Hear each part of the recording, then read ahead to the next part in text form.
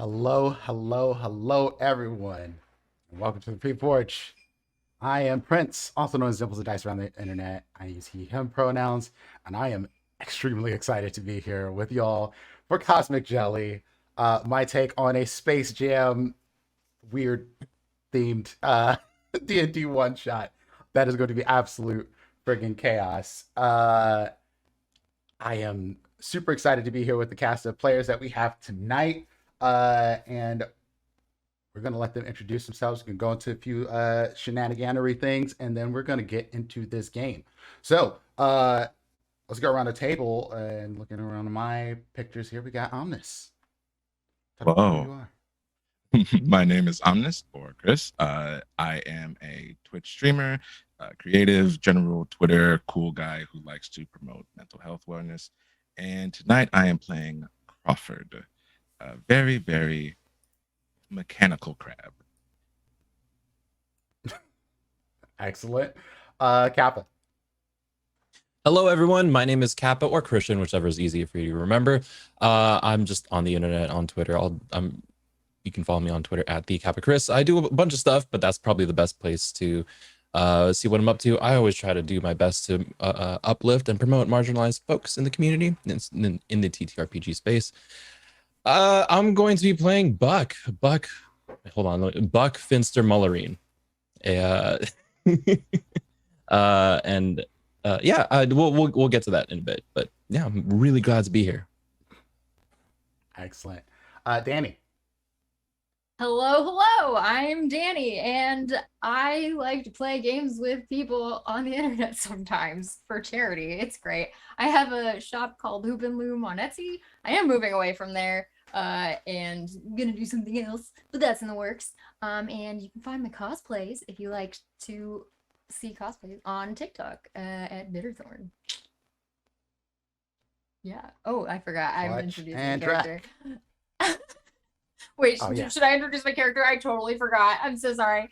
We're gonna give you a chance to describe your character, so you tell. Okay. Like who you are, what your name is. Yeah. Hi, I'm Drac.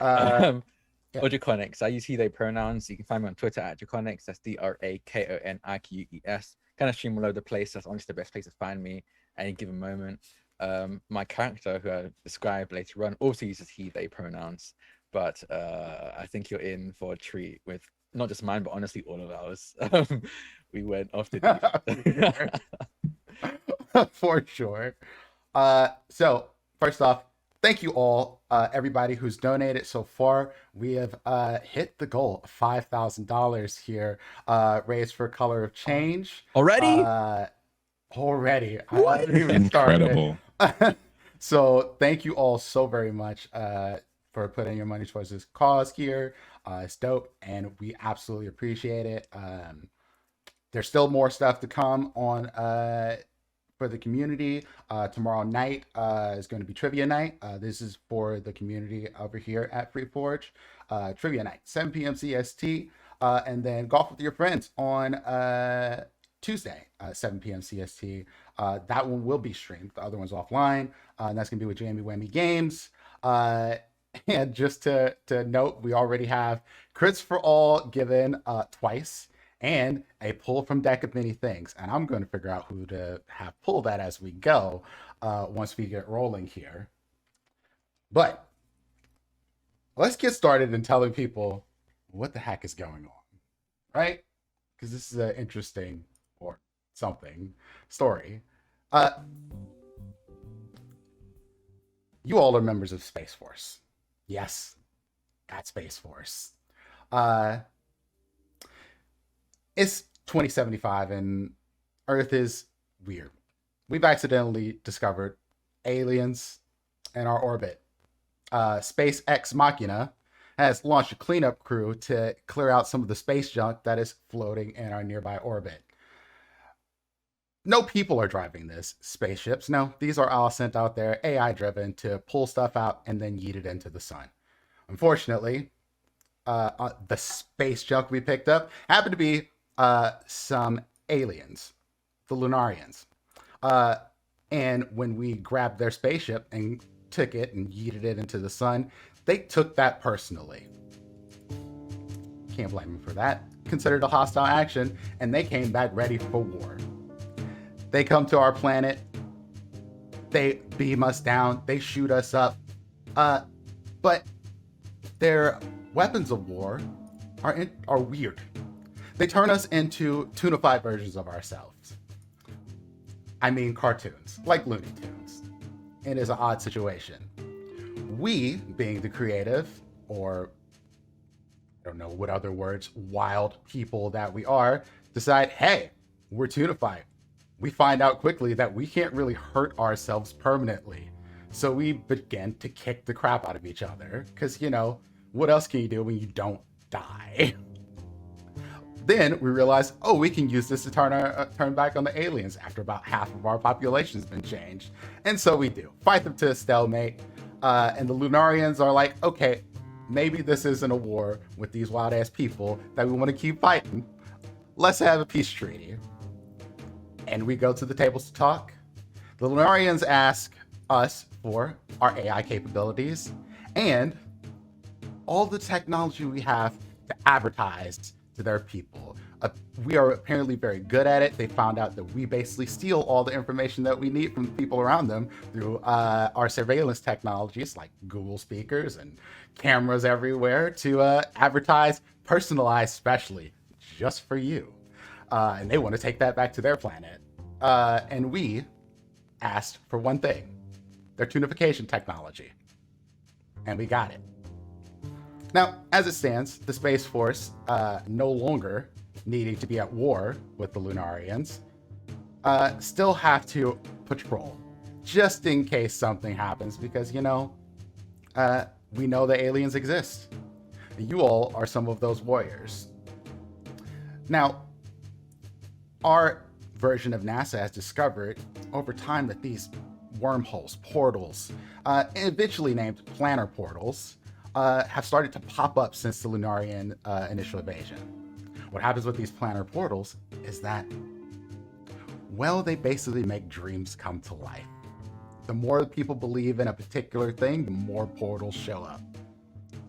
And over time, this has become a place of amusement and, of course, capitalism, because, duh, where we send people in to go visit these places and they can come back out.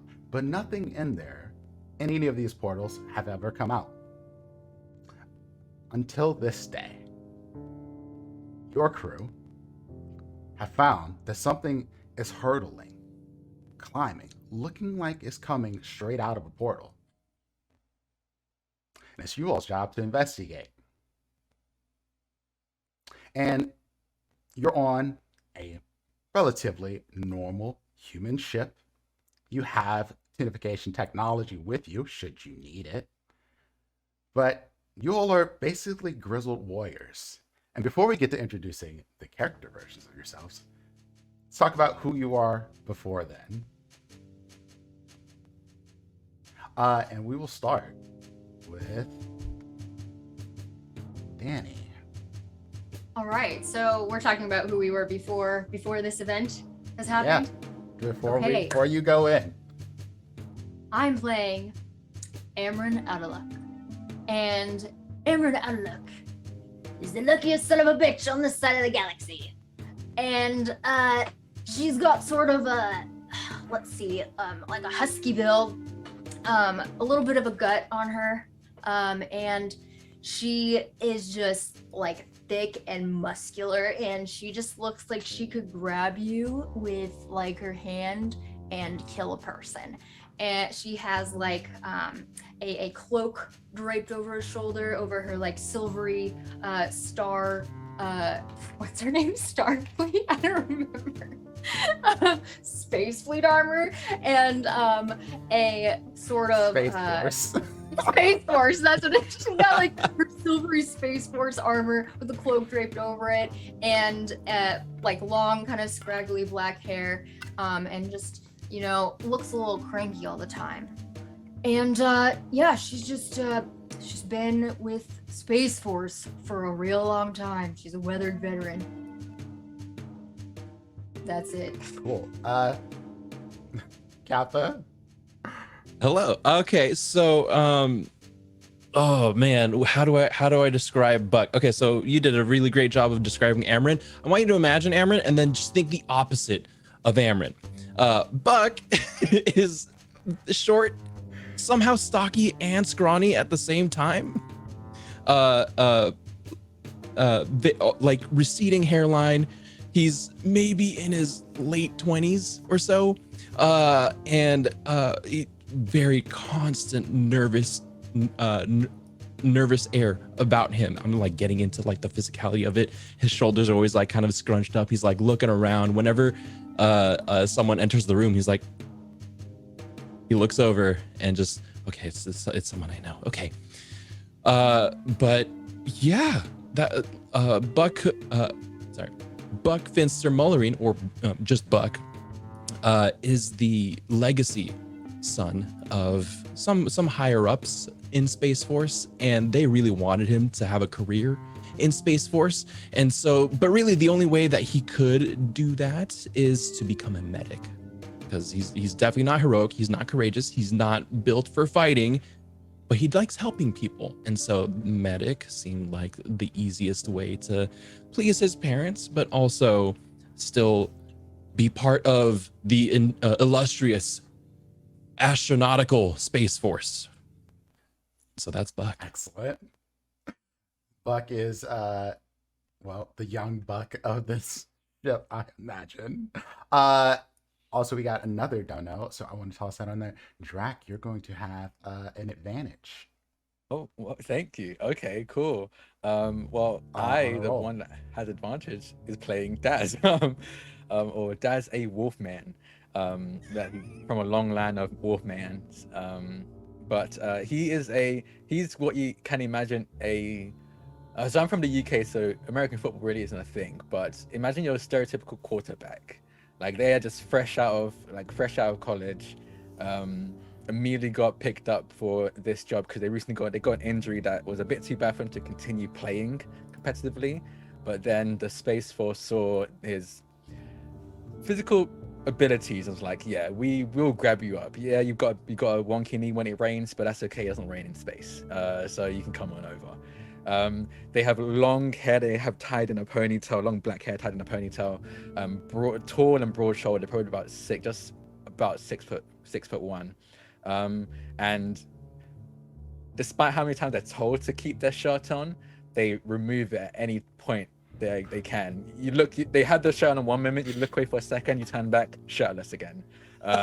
Incredible build, just chiseled, like they look like a Greek statue.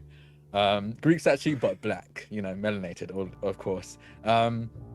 But then, Sure. of course, they got their combat boots, the cargo, like camo cargo pants. The shirt that they're meant to be wearing is tied around their waist. They just look like they're always ready for some kind of. They're always ready to throw down, and they feel like being shirtless is part of that.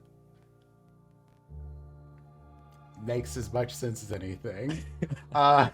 I'd like to also say that Buck is also the opposite of Daz, just physically as well. Just somehow that like is there. You go.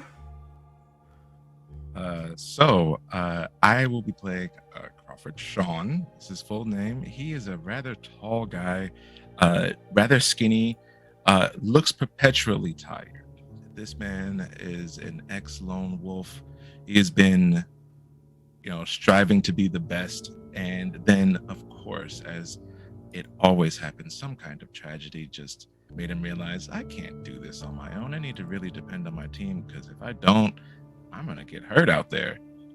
And so this guy who's tall, real skinny, very dark skin, just now he's like, hey, I still got all these lone wolf abilities. I've got all this thing that I can do that I'm going to clearly have, but I can use it to support my squad. Why not? And so he's just been kind of keeping his eye out for any chance he can bring all of those lone wolf tactics right to everybody else's feet. Perfect. And here's the thing.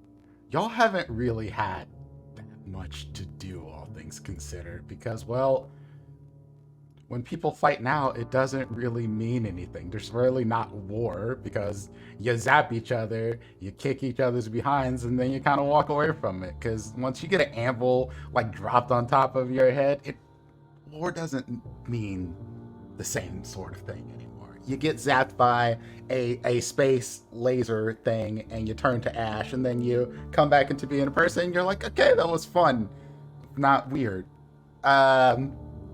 It's definitely made So- my job easier. Oh yeah, Buck, you're probably And mine a having lot more the boring. easiest job ever. And yeah, and on the other end, Amron, you're used to being in fights, like literal space fights, shooting at things and taking things down and, defending your planet. And now you just do patrols and For have the to good deal with old some kid days. who's managed to get on the ship. But this thing coming through this portal, it's wrong.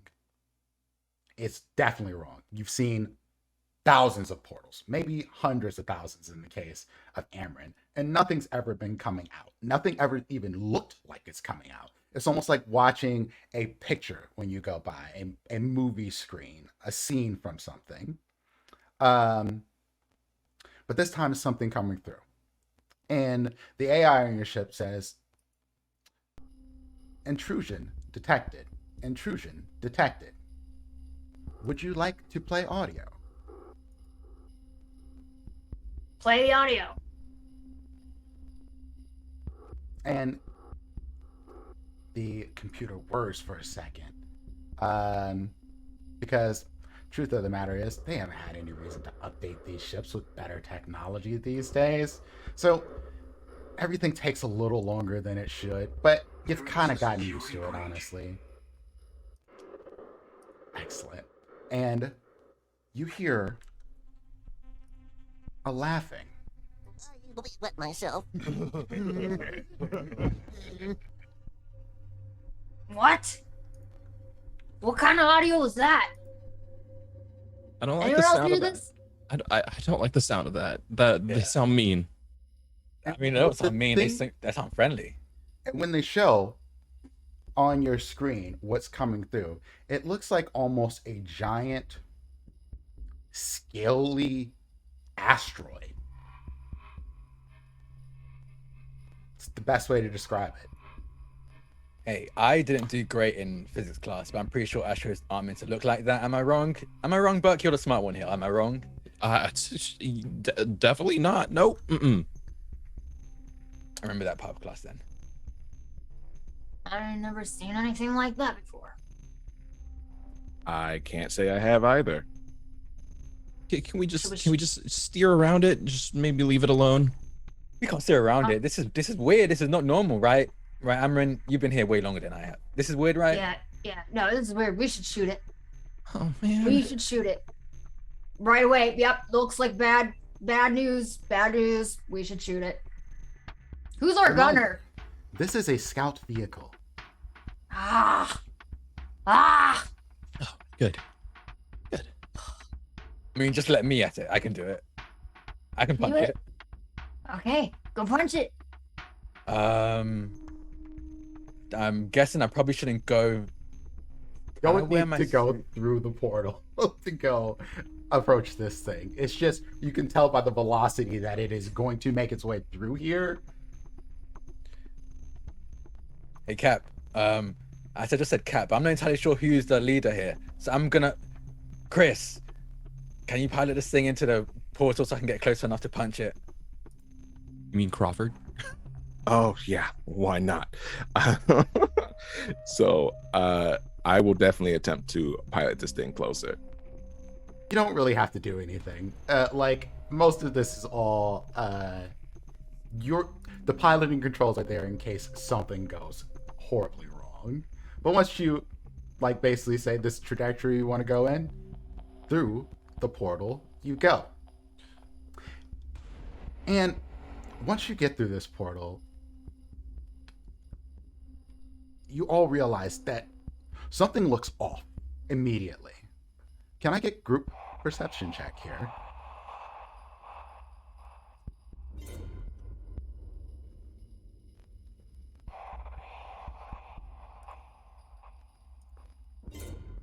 Oh, 17. On the dice, I rolled a 9. I think that is a 15. 15 perception. Perception. I rolled a 7, but oh, I have advantage of this. That is a 23. 23. Yeah, I think Crawford, you'd notice this first. Definitely. All right. When you look around the ship, the sort of shine and metallic sort of look that you're used to seeing is not the same. Which makes you turn around and look at the rest of your crew, who definitely don't look the same. This looks like something almost like out of a comic book or an animation.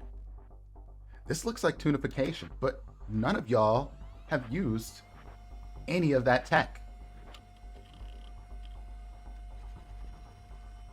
What are you looking at? Do I have something in my face? Do we? And when you do the thing on your face, Daz, it sort of stretches out and then goes boing and pops back into place. Wow. Okay. I haven't done my stretches, but I guess I'm feeling flexible. Is that There's something up- happening to all of us? Something's No. really wrong here. Is that my voice? Your voice sounds weird. My voice sounds weird. What? I've always What's sounded happening? normal. Ugh. I'm going to pull my face and And cheeks. it continues to stretch Oh, and okay. stretch and stretch until you stop, essentially. This is so much fun. We've been tunified. Yeah, it's Oh. not normal though. We did. No one used the tunification though. I most certainly did not. Who said that? Who said that? It's me, Marvis. Marvis? Yes, your onboard AI. I did not do anything to y'all. Y'all are just weird. You decided to go through that portal, not me. Have Was you Marvis always? this sassy?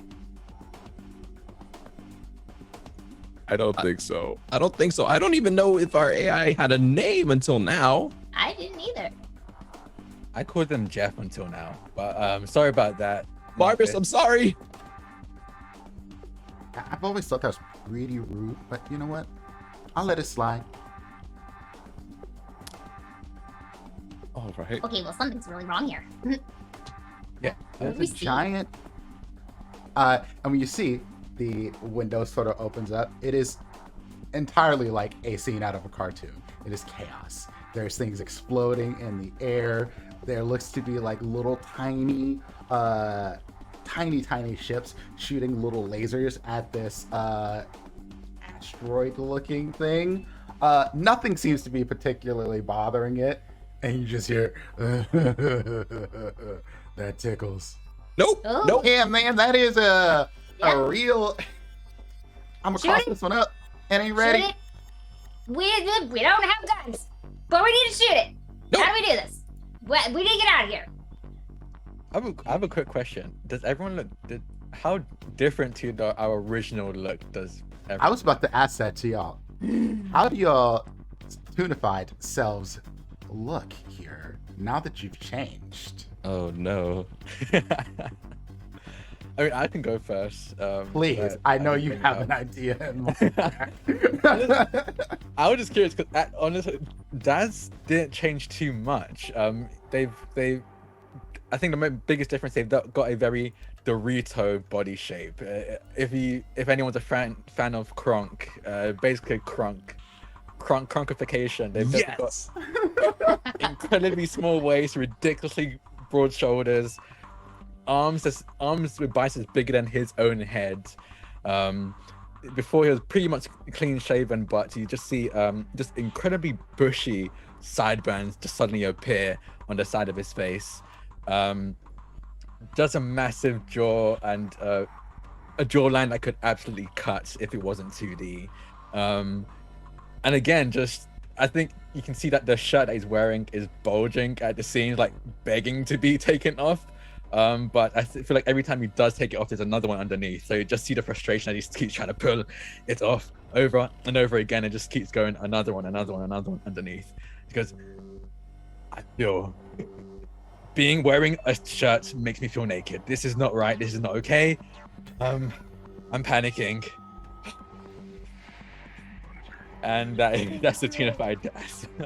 You're panicking. How do you think I feel? And when you look over, you'll see that Buck is no longer the short, stocky human, but now a very scrawny kobold with just the weirdest hunch, an eye that's just kind of just a little bit too twitchy, little tiny horns that pop out the sides, and just the weird, just the most massive overbite.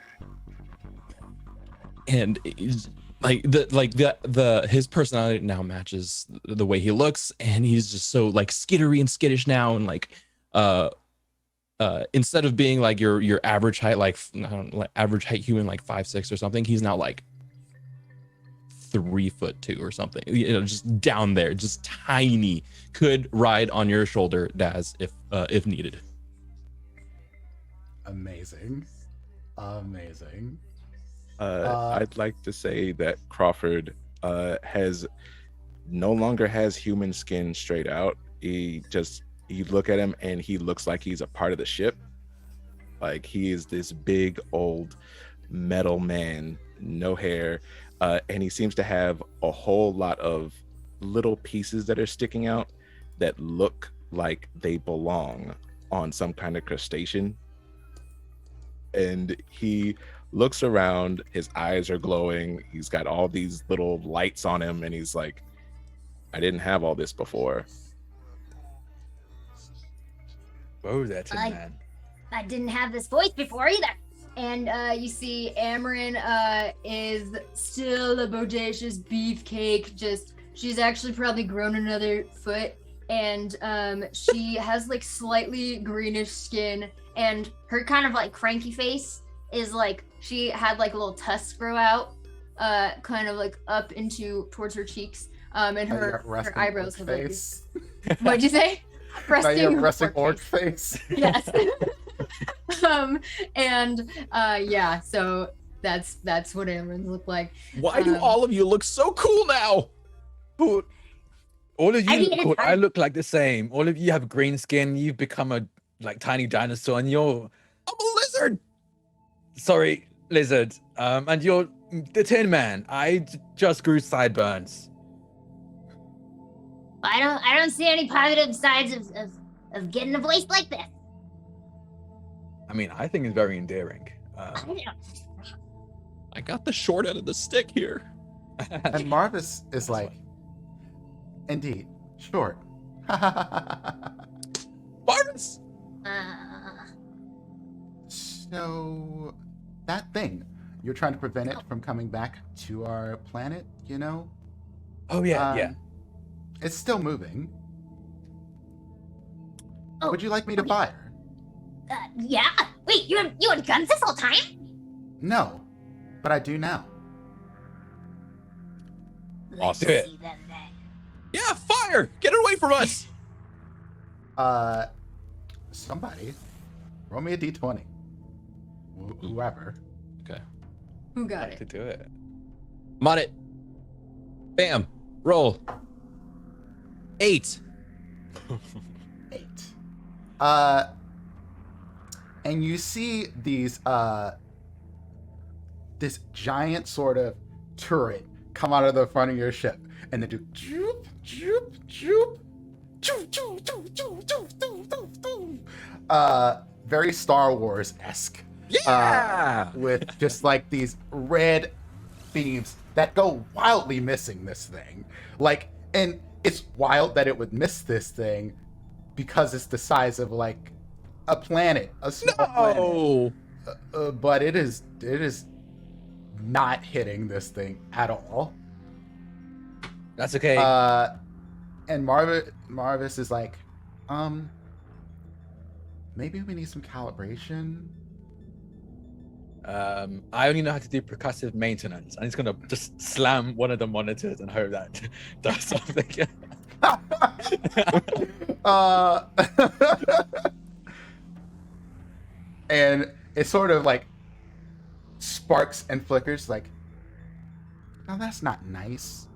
Oh, it usually works on my computer. And then it starts to show a bunch of pictures of Daz in different poses in the mirror, trying to like get the perfect pose for a selfie sort of thing.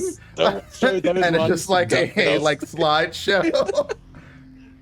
Hey, if you want to That's see the because you good hit me, ones, won't follow it? me. Follow me on Twitter at Dazman, the official Dazman for the good ones. These are the outtakes. Like using his body to try and hide it. Sucking it in. There's really nothing to suck in, but you're still trying to suck in.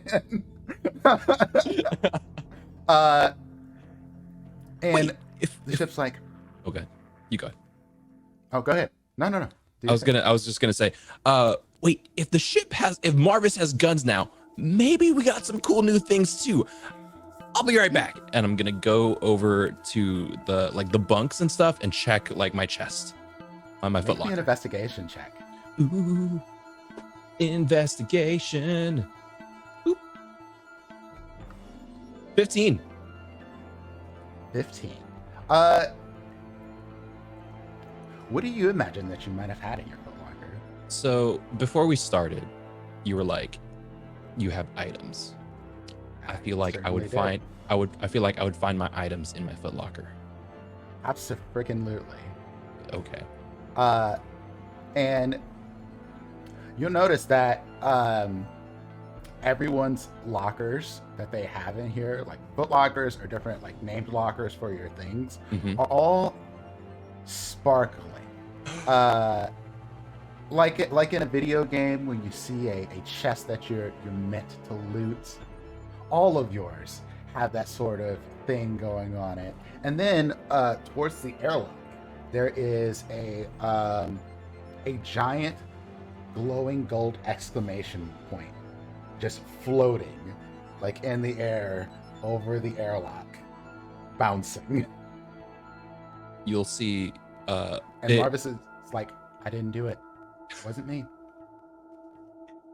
if this was like a cartoon, it's just you see Buck's eyes do the shiny, like they're wide and they're shiny and they're sparkly, and it's just like ooh, it's like playing in the background, the angelic Concord, and he's gonna go in and open his chest. Excellent. And what items did you pick, Buck? Okay. I have a plus You one want to shield. describe? Okay, sure. Mhm. I have a +1 shield, and I imagine that looks like just like your standard buckler or something that you can just very easily slip on. A plate armor. I imagine because we're space themed and stuff, it's more like a space form fitting armor that like pops out a For sure. hologram. You know, a broom of flying. Which again, like a space theme, a hoverboard for sure. Ring of evasion, just this like neat looking ring with the Space Force insignia on it, and a very strange looking belt that looks like it looks like the WWE Championship belt. It's big, it's heavy, but Buck kind of like lifts it up and it's like, whoa, it's so shiny, and he'll put it on. Doesn't really know what it does yet. Oh my god, excellent. So just an FYI, we have another set of party crits and Yo. a summoning. And I'm going to use that at an opportune time here in the near Oh. future. Okay, Hey, Buck, well, wait. Hey, Yeah, I'll zoom into the room with my new stuff on and go, guys, we got cool stuff.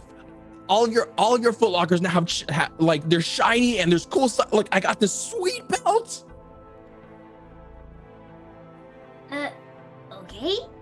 Alright. I'm gonna go and look over at the lockers, and I'm like, Yeah, maybe they'll help us fight.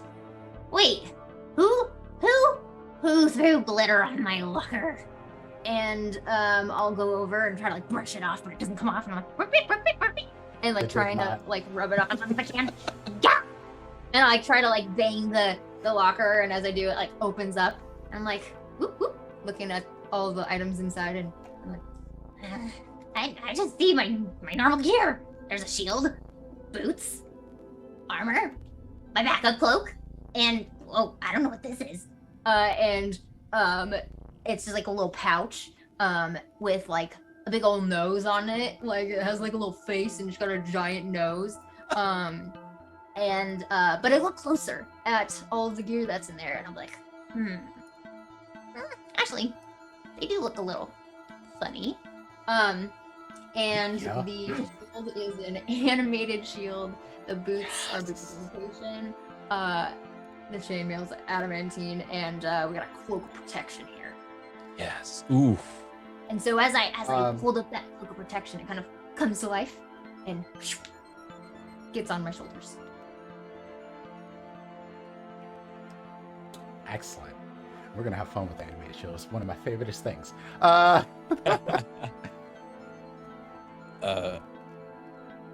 Daz will go 100%. immediately after, especially seeing the cool stuff that Yes. Kappa, Amaran, and Buck have pulled out.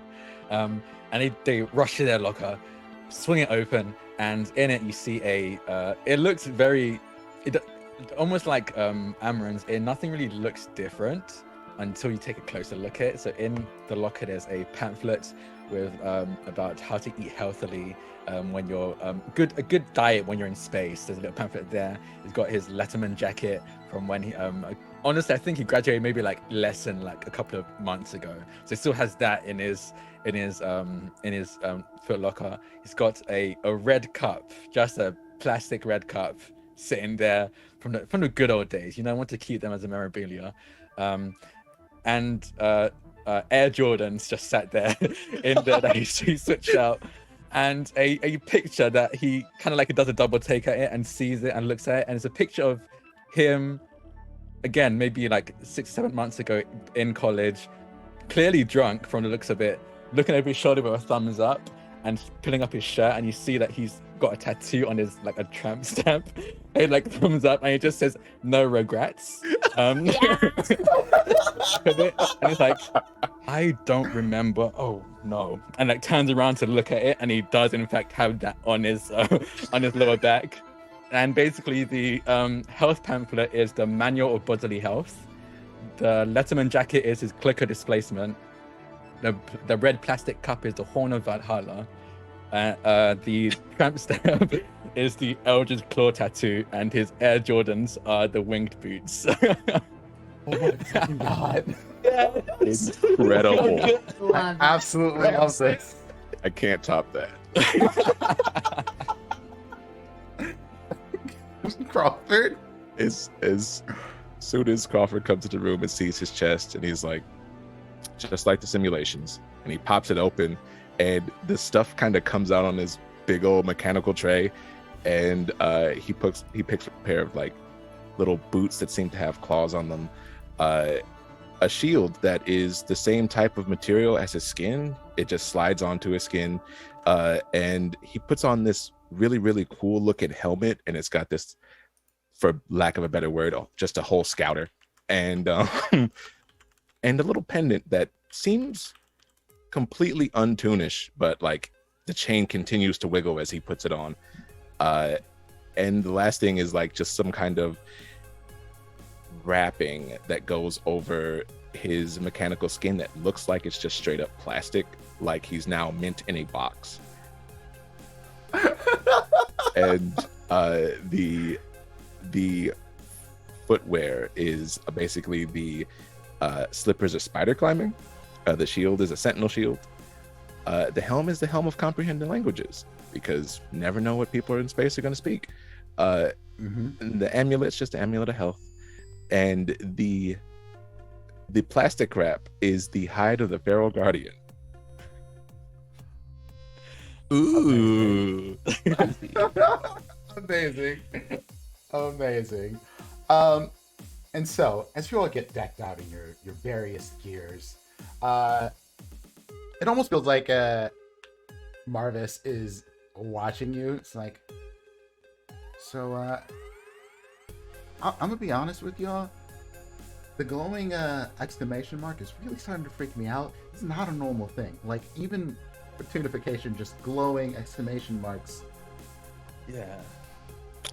Maybe need some walk over there. The simulations, we should just stand And under we it. see, Toon-like hands with like the Toon gloves with the Yeah. 3 fingers, 1 thumb, trying to like reach towards it, but none of them can actually get long enough to actually reach the exclamation mark. So it's just like,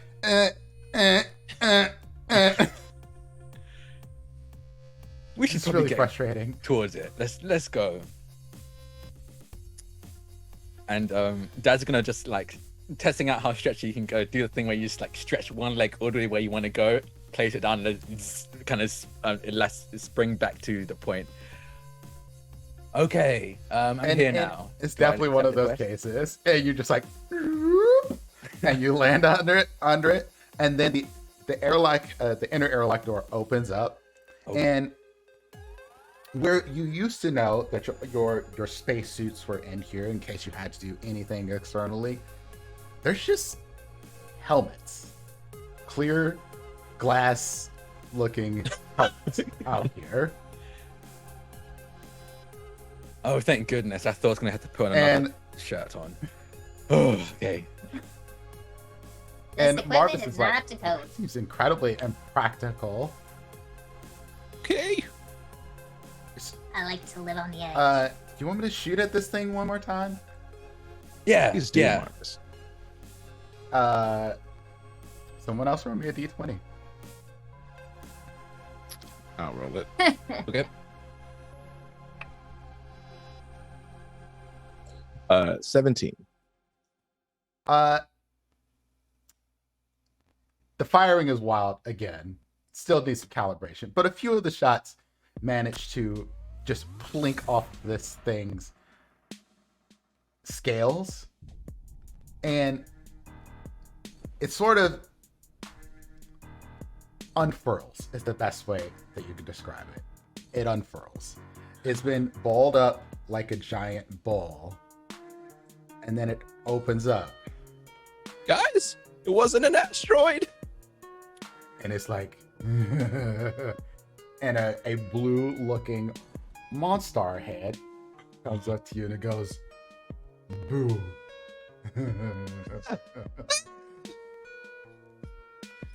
And I will scurry behind Das and Amrit. There, I think we might have pissed it off. yeah, no kidding. I'm gonna pull out a great axe and I'll say, if you want to mess with us, I really don't recommend it. We I probably don't should think hop you can out. hear you. Do you want me to like use amplification, or Yeah. is that the message you really want to get across? I don't Yeah. think you should mess with. Do you have something that sounds a little bit more badass? Maybe you can step your. Tell them I'm gonna break their intimidation game up? ankles. You. You think I can deliver a badass voice in this voice? You know what? You're right. You should just go out there and let it look at you. We just got it. Okay, that's what we'll do. That's what we'll do. We'll just go out there. We're gonna mimic the meanest face we've ever given anybody. I'm in the token. You probably spin over to Daz with the door open, the airlock open, and goes, "Hey, I pressed the button. I wasn't sure if I had to wait for all of you to be ready or not, but I just pressed the open airlock button, and my finger's still on the button as I'm looking at everyone. I'm And not meant to do that. the way it's supposed to work is this is just supposed to close the inner airlock door, and the outer airlock door is supposed to open up after depressurize. That's not what happens. Oh no. It just opens the outer airlock door, and y'all go flying outside. My bad.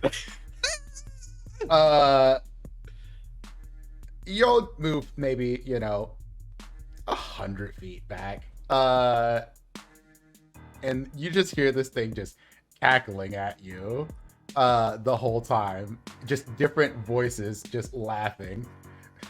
They're like, looks at you, Des, and is like, well, come at me, wussy man. And then the other It's was like, Wolfman. wussy man, wussy man. It's And I Wolfman. need everybody to roll initiative. Yes. Fantastic. Oh, I'll have goodness. several advantages and crits and stuff banked up. I would like to. Can I use an advantage? I rolled really low. Did we get an advantage? I think we just got team crits. Oh, team Yeah. crits. Okay, cool. Never mind then. And Drax Can is you the crit on your initiative? you can crit on your initiative. Hey, you want to use it? Go ahead. We got a bunch of them. We've got a lot. I want to use them. Hey, I if you rolled- want to give us more advantages and crits, just go ahead and Yeah. donate. I We're was probably gonna need just- Yeah. Incredible. Or you can give them to me Or you because could they're not. and make Please them don't. especially needed. I rolled a dirty 20. Got 24, 22. I'm sorry, math. 23. Even with my character's natural advantage, I rolled a 6. Oh no. Ooh. So you don't want to He's still in I- the packaging. Yeah. I always have advantage on initiative, and I rolled a nat 1 for the first one. So I'm very glad I got the second. I got advantage. Kappa, you said 23. 23. Yes. Danny, you had 22. 22. 24. Or what was I that? said 24, but then I realized I did the math wrong because, Ah. you know, numbers, adding things. And a 6 from. So Moses, you're wrong. The DM does not need crits. The DM Yes, I do. The DM can just crit. Did you know that? Let's see. The we DM can get. just crit. Whenever. Tiamat roll here. It's nothing.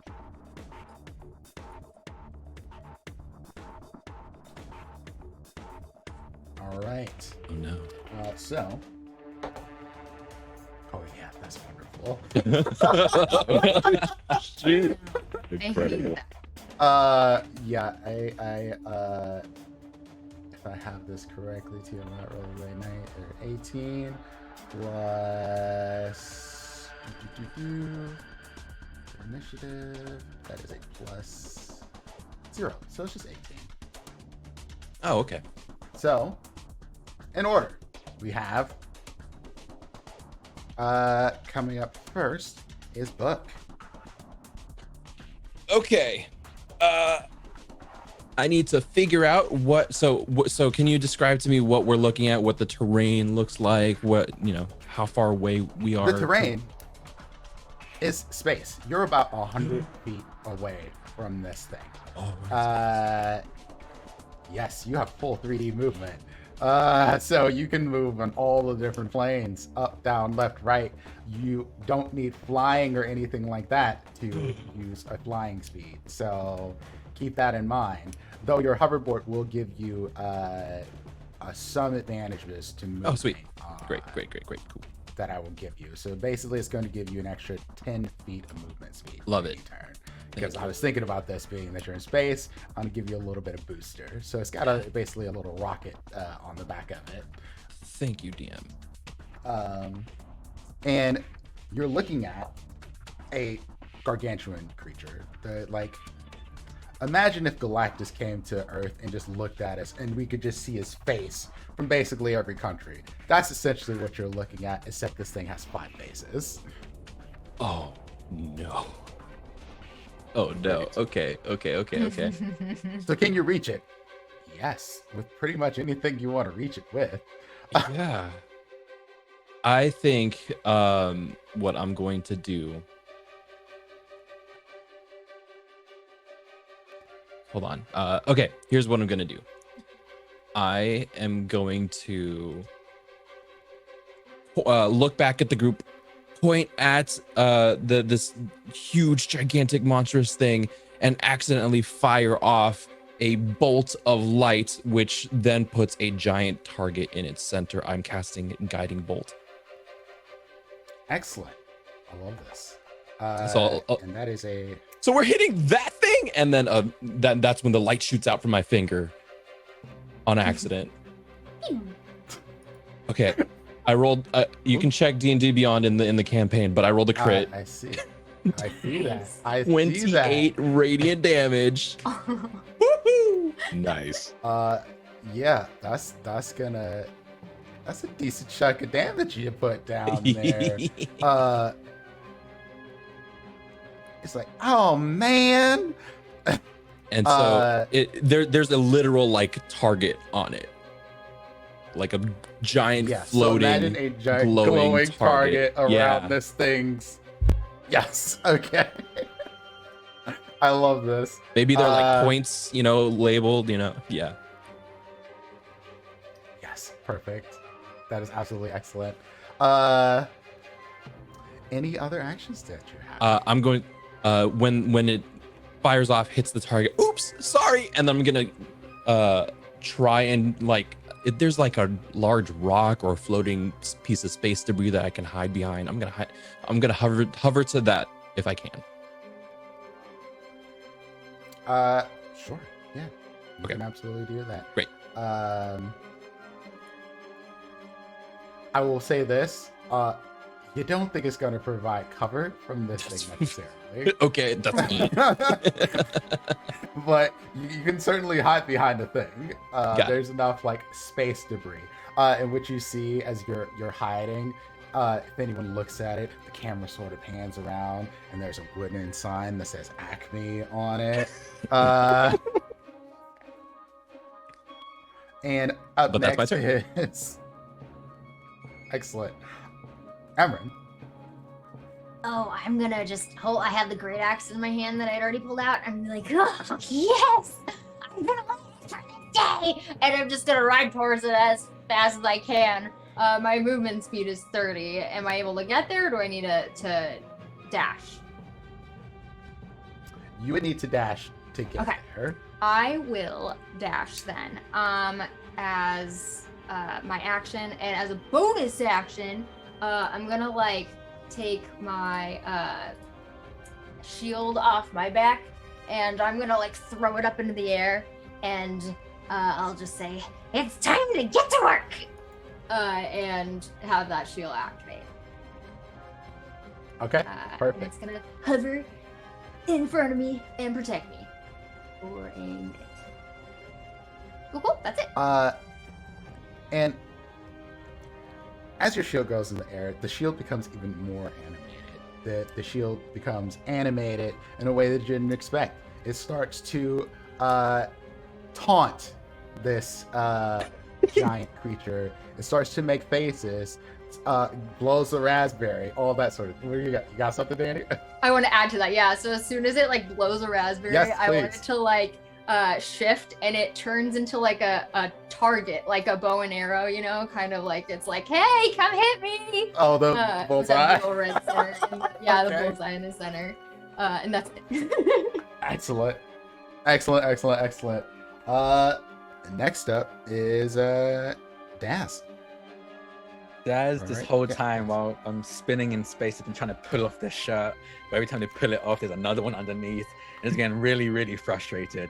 And as the frustration mounts and mounts, they're going to go into a rage. And when they finally rage, instead of pulling it off, they just flex and it just tears off. And for somehow the Letterman jacket is still on perfectly fine. So now you're just in a Letterman jacket and cargo pants, but nothing else, no top. And he goes, "The name is Wolfman. I want to imprint it on your goddamn face." And he's gonna just charge towards this thing.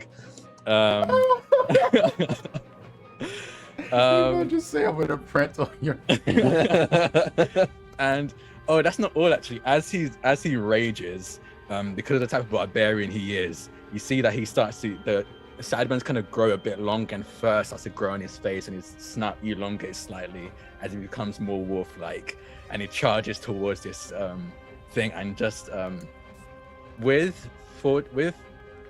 I have winged boots. Would that add to my speed as well, since we already have Yep. like flight? Same Okay. deal. Yep.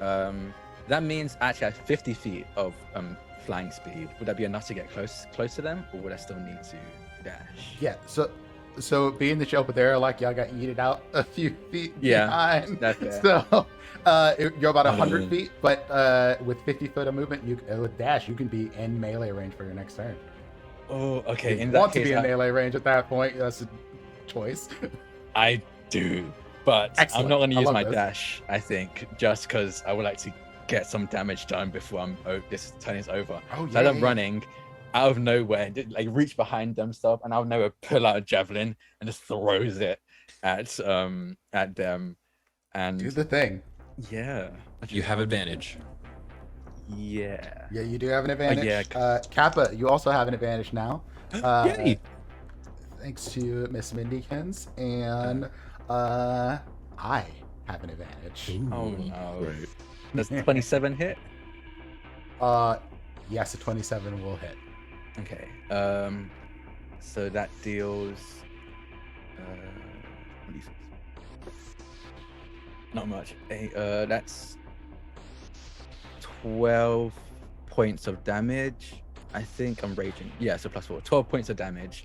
You just see the javelin slam into, probably ricochet off, not doing much. But you just see him.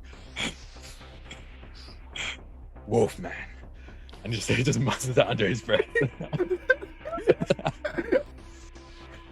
Yes, so you definitely find purchase with that javelin. And it I actually can attack twice. So actually throw it, yeah, pull go it for off, it. throw it, and then just pull another one and throws another one.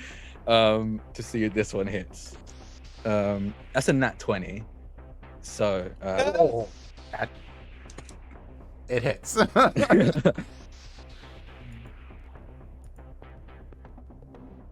Give me that lovely, 23 damage. points.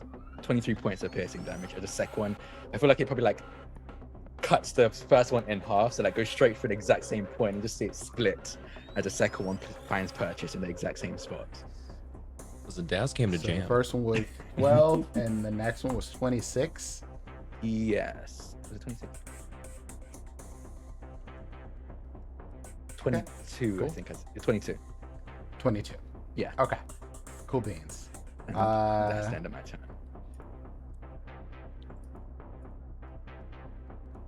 I mean, it looks angry. Come at me. And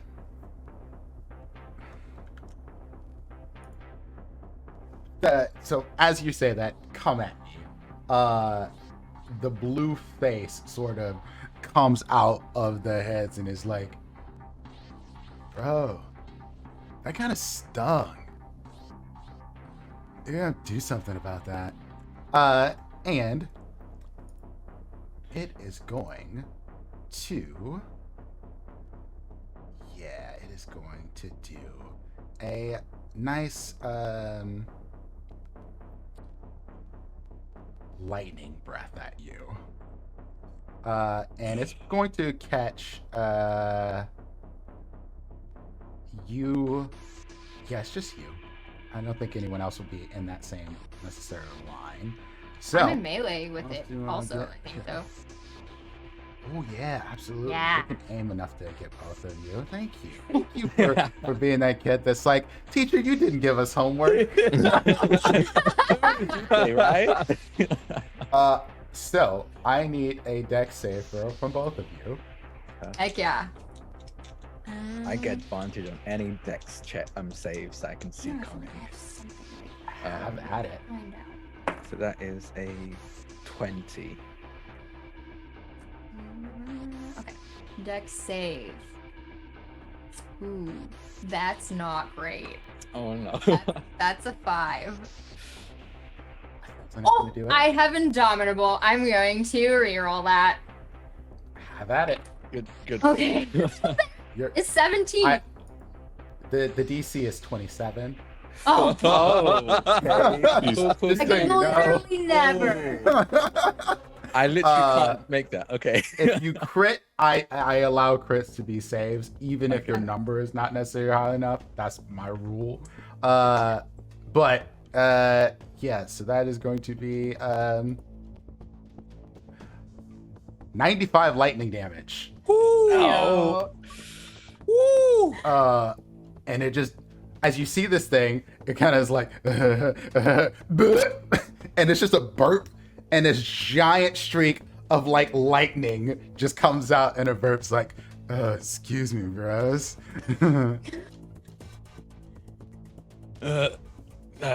Ow. Yeah. Ow. I'm gonna make you pay for that. Oh, we don't have any money, so that's what we're coming to your planet for.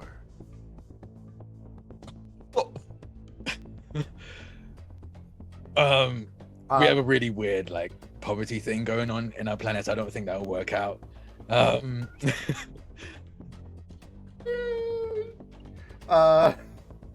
Let's see. Let's see how many actions we got. Okay, excellent. That actually is going to be my turn. I don't have anything else for now. Up next is Crawford. Okay, so Crawford is about 100 feet away, and he is going to move closer, just kind of moving as he can. And slowly as he moves, he just kind of transforms, and he just whispers the word maximize. And he turns into this crab tank, and he continues to propel forward, and he opens up his claws, and he looks at it and is like, that was pretty vile, man. Why don't you try taking some of your own medicine? And I don't think this is going to work, but just for flavor, I'm going to cast Call Lightning. And yeah, so it's got to make some saves. Okay. What does Call Lightning do? So Dex save 19, and it's just 3d10. So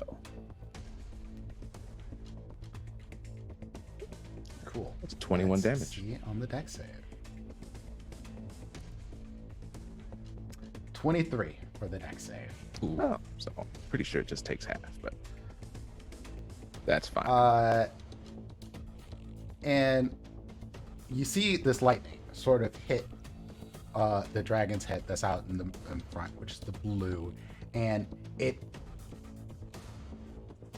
sort of like hits the nose, and it's like, oh, did I have a booger? It takes, from the looks of it, does not seem to be bothered at all whatsoever by this lightning. Change of plans for next time. Do you have anything else you can do on your turn? After wild shaping into this giant crab and casting that spell, that'd be it. Grab people, grab like crab, talk like people. Okay, so I'm sorry. This is gonna be the meme game. I'm just letting you know. I love it. Let it. Yep. At the top of the turn, or here,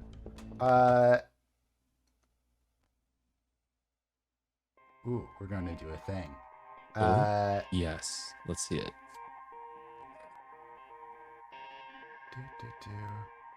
I need all of you to make me a wisdom saving throw. Ooh. Fun. Oh, that was bad. I'm gonna use the advantage that was given to me. Absolutely, you probably need it. Okay, better, but not by much. All right, what you got? I rolled a 16. 22. 16. Okay. 22. Okay. I rolled wisdom save. 19. Okay. I lucked out and got a 30. Ooh. I Oh, should yeah, specify. you're Ooh, that's great. I should specify. I got a natural 20, and I added 2 onto that. Yes. Okay. Please make sure you point that out.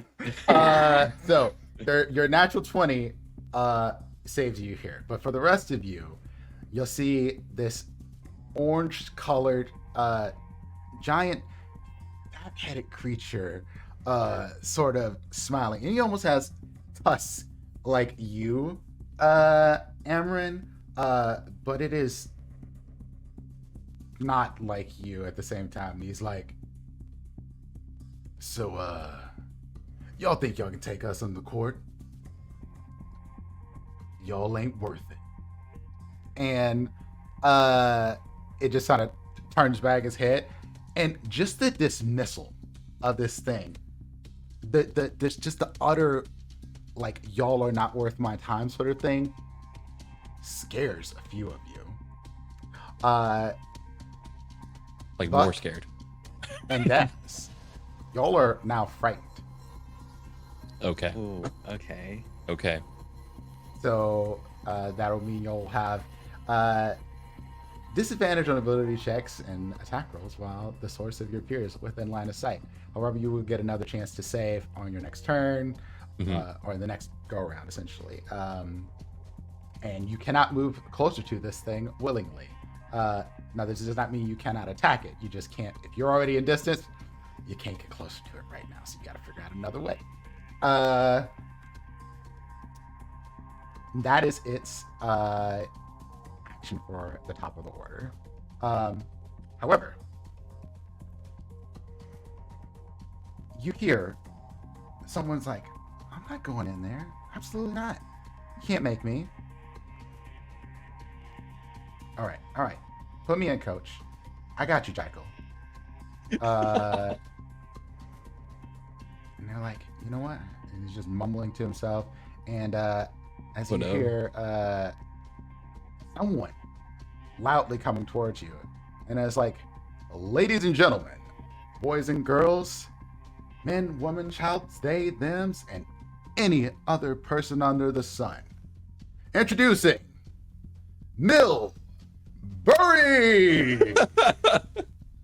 Well, it's because I'm white, isn't it? And you just, this is why they do it. Just give me away. And I'm rolling an initiative order for Mill. Mm. Man. Oh no. Oh, God. Yep. All right. So Mill is at the 10 spot in initiative order, but he is now part of the action in the game.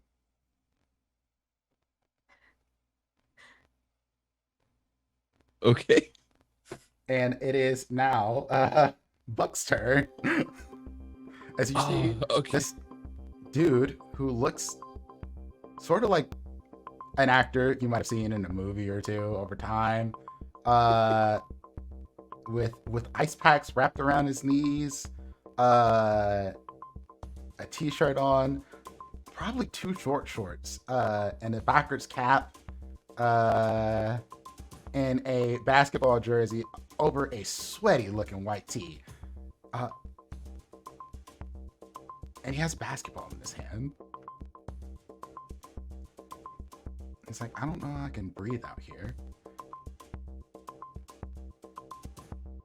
But it's your turn, Buck. Okay.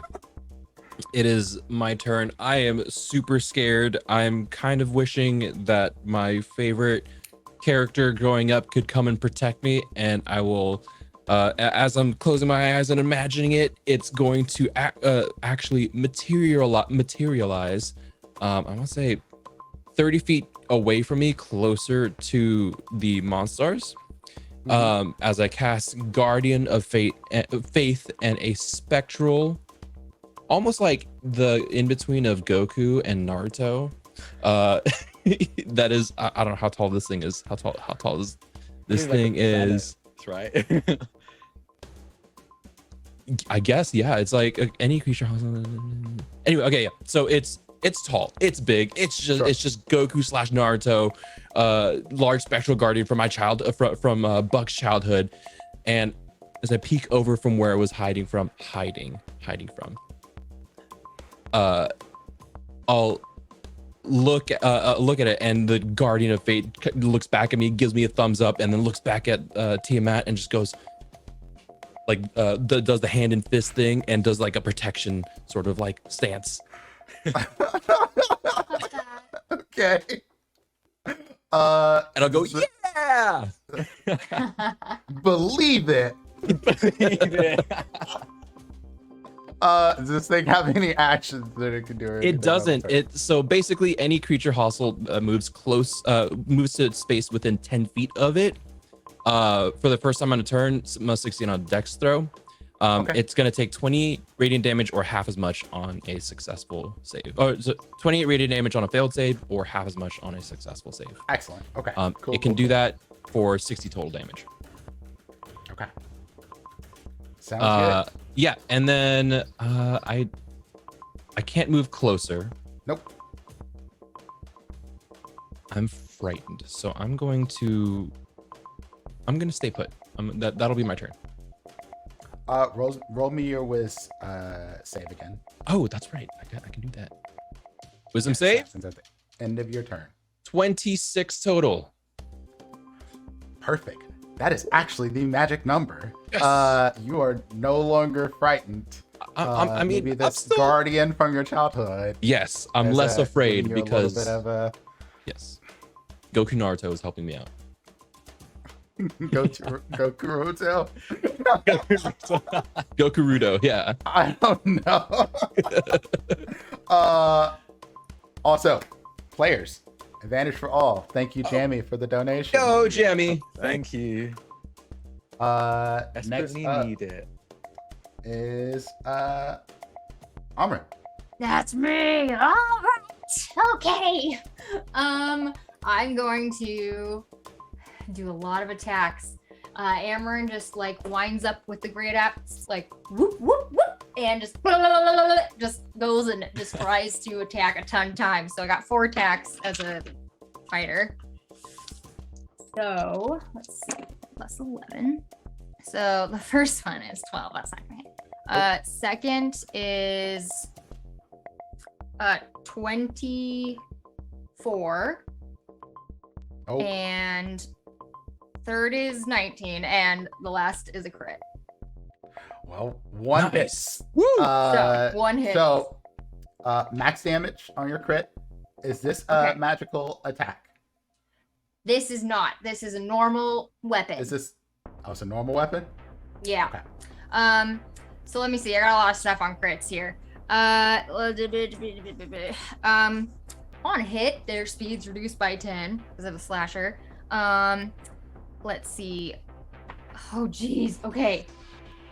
Does slasher make them anything immune? Not immune, because this you notice as you start to bite in with your normal weapon that it is doing diddly dicks. Oh no. Not Digidix. Diddly dicks. I don't think it does anything. No. I'm looking. No, it just means you have the ability to wound a creature on a critical hit. That's the only thing. So you do get your wound. The speed will be reduced. Okay. Uh, They have disadvantage on attack rolls then. and disadvantage on attack rolls. That's Mm-hmm. important.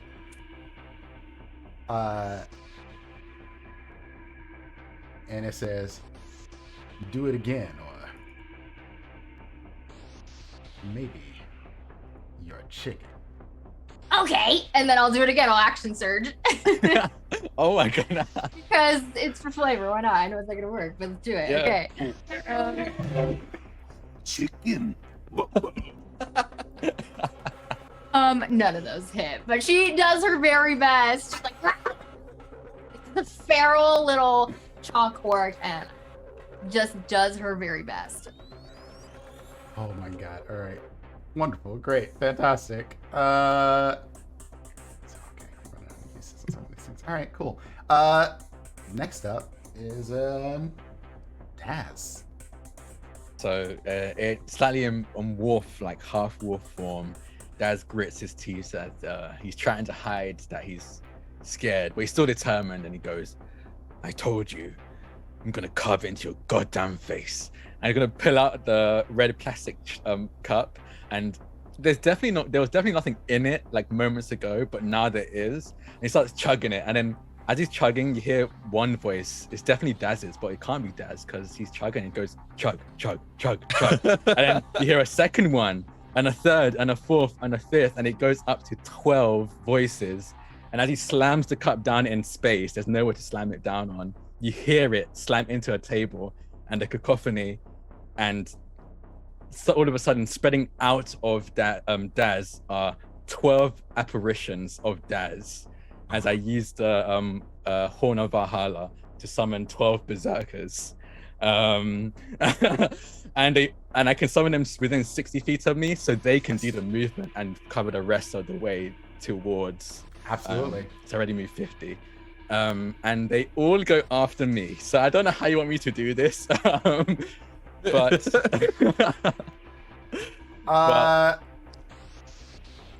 As I also do that, I have an ability called Call of the Hunt, where I pick 8 winning creatures, and I assume I'll pick obviously our team, which is 3, and then 5 of the apparitions, and all of you get to roll another d6 whenever you make an attack, and I gain an extra 5 temporary hit points for every creature that I picked. So I gain 40 hit points. This is 40 amazing. temporary hit points. And yeah, and then you tell me how you want me to control these berserkers. Well, how many attacks do they have? I put it like that. Let me check. Believe it's just 1. All right. Yeah, just 1. Then roll great- 12 great act. d20s for well, I can just roll it out. I can put it in and roll it for you if you like. No, I go. I'll use these. Roll. I use D&D Beyond and just roll. Yeah, do that. Yeah, Please. I roll all of the dice. Roll to your okay. heart's content. Oh, it just summed it all up. It just added it all up. That was not helpful. Okay. Well, you can look. I think it gives a breakdown, doesn't it? There's I one can crit see in all of there. them, Can I? Yeah. There's one crit. There's a 15, a 10, a 12, a 20, 8, 17, 10, Okay. 11, So 9, it- 7, 4, and 1. I don't know if you have any modifiers to that. Yeah, it's a plus Yeah. 5. Okay. So, So, 20, 15, let's see. 17, nat 20 for 25. 13, 22, 15, 16, 14, 12, 9, and there's a nat 1 there. So legit, the only one that hits is the crit. Oh my god. That is fine. We're paying The only 20 one that us. hits is the crit. Um, 25 is the AC. Oh, damn. And Okay. that Oh, would be okay, okay. 25. Good to know. Good to know. Uh, Incredible.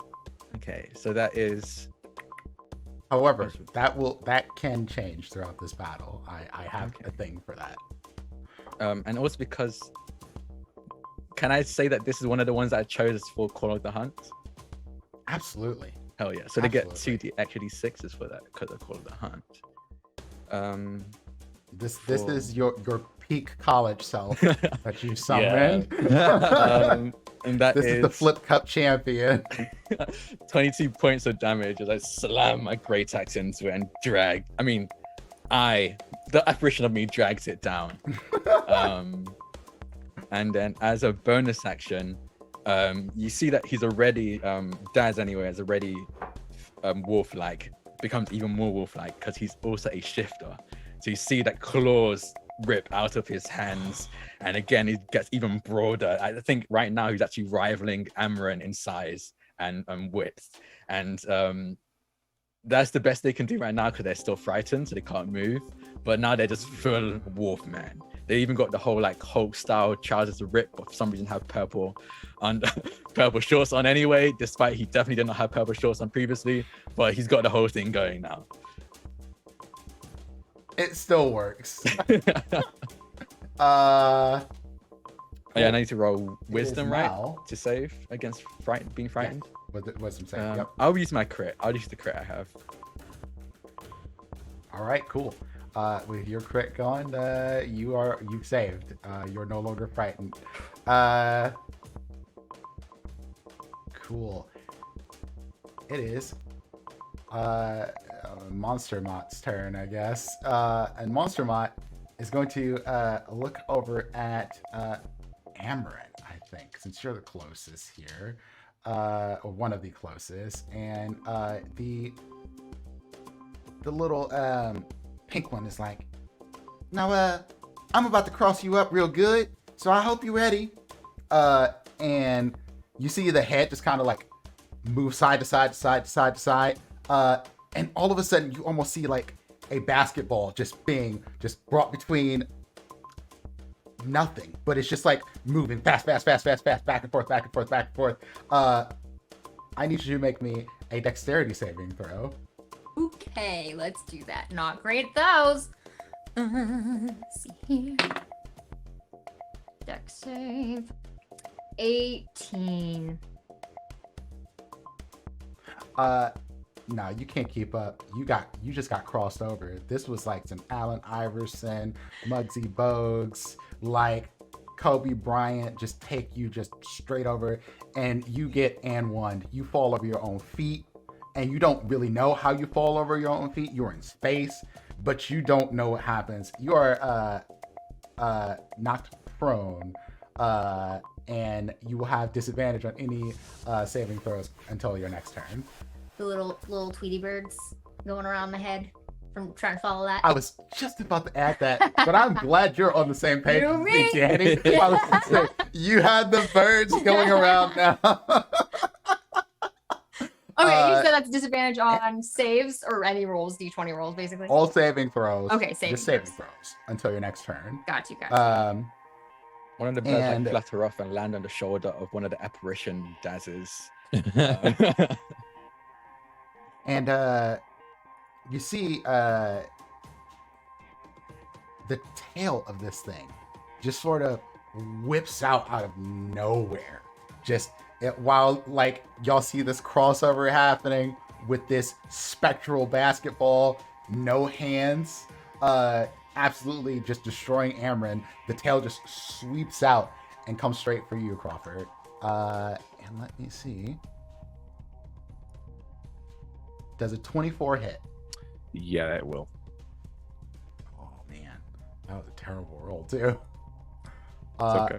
You're going to take 29 points of piercing damage as this tail sticks to you, almost like a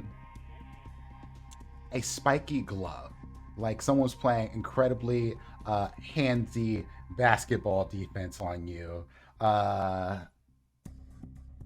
This is almost like when you play that OG at the park or at the Y, who is just like, this is the way we play it back in my day. And you're like, but that's a foul in my day. That's what happened with this tail. Y'all ain't have rules back then, man.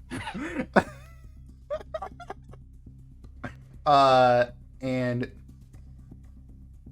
we, let's see, we have Crawford, you're up next. No, you're not up next. Mill comes out and is like, I think y'all need an assist. I'm about to drop some dimes on y'all. Whoop. And the basketball goes whipping around to all of you. It is like touching each of you all at once. It's almost like everyone gets to be a part of sharing the ball in this, and you're going to be healed. Ooh, nice. Let me see what I roll on this.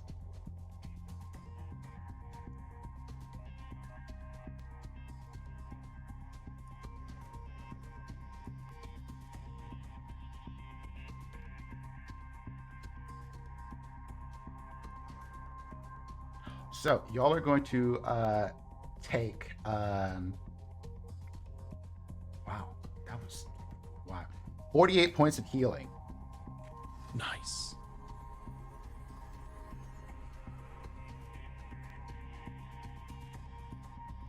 Can I donate my points of healing? Unfortunately not. Okay. I rolled random on what spell he cast, and that's the one that it ended up being. Nice. Just thought I'd ask, you know. So, no, you're good. You're good. It's a good question. And you'll feel touched by a little bit of light. Don't know what the effect of it is, but this is you're feeling a little like maybe you got the juice. The juice. Now it's your turn, Crawford. Excellent. So if this guy's tail is on me, I'm like, all right, I see how it is. You don't want me to get close? I got away. I'll just make you take your eyes off the ball. And I open up my giant claw hands and I try to blast him in the face with Sunbeam. Ooh. And that's another save Okay. from him. It's a 19 Constitution. 19 con save. Let's see what we got.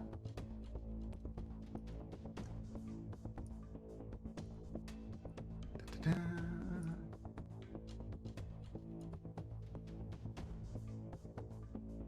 Oh wow, I'm about to. Yeah, I rolled like shit. That was a 3, so that's end up being a 10. So it does not save. Excellent. He takes 25 points of damage, radiant damage, and he's blinded until my next turn. Okay, cool. You see them all sort of go back because it's like, get the light out of my face, bro. Yeah, man, that shit's a lot. We moved away from the sun. Y'all sun is tiny. From where we come from, that thing is like gigantor. It's hot, deserty, got sand in my teeth. And in other places. Yeah, it's when it's in the other places. It's not jock itch at that point. Oh no. Oh my god. Ew. Y'all shouldn't be out here following like this. I think this is actually, before we go back to the top of the order, a great place to take a break. To get something to drink, to add more chaos, to keep the donations coming. Because there's more summons. I have other characters from the Cosmic Jelly universe that can be pulled in. That will be absolutely astounding to have, including Jaiko Morden. So do keep them coming, y'all.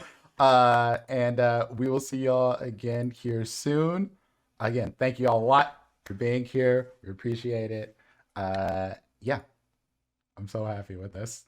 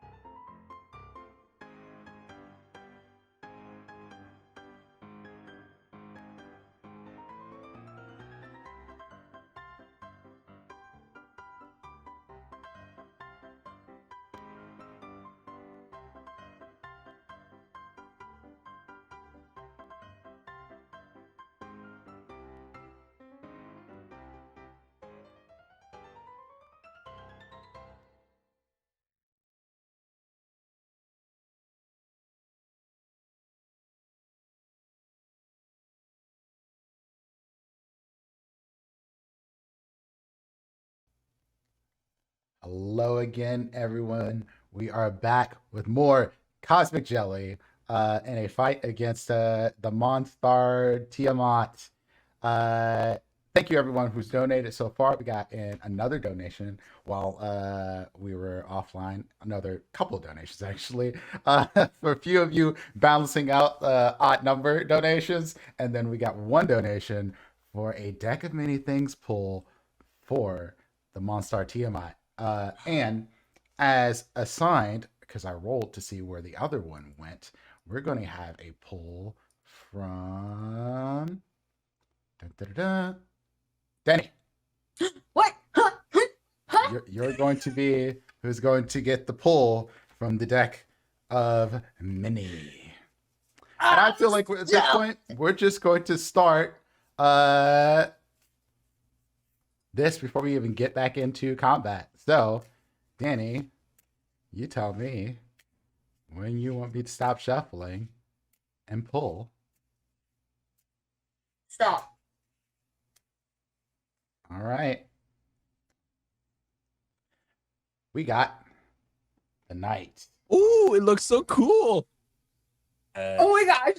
Oh, the knight is good too. I pulled this one before from the deck. Is good. Incredible. So, for those who don't know about that committee, the knight, let me see, make sure I got the specifics of this thing down. Yes, you get a friendly fighter that comes to stand by your side and defend you within 30 feet.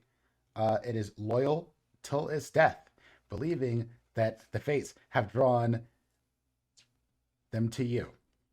And your knight just so happens to be Lola Bunny.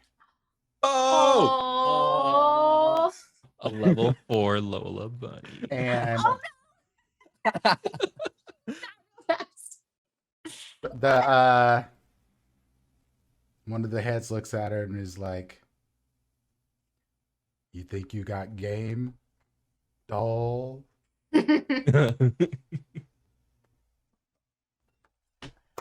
And now it is Tiamat's turn. Let's see here. What reroll? There's a bit of confusion here for the Tiamat, because it needs to get at, this random creature that caused some sort of flaming man to show up in front of him. That's just sitting there going, "Ah!" Yeah, this is Super Saiyan. And so it moves closer and actually moves through this aura. And does it have to make a save? Yes, the DC is, I think, 16. I'm pretty sure it's 16. DC is 16. What's the roll? Dex save of 16. X. Move out of melee of the berserkers. Let's see. Because a lot of opportunity. Well, that's a fail. How much damage? Oh. does it do? Oh damn. 20 radiant I'm damage. Rolling terrible.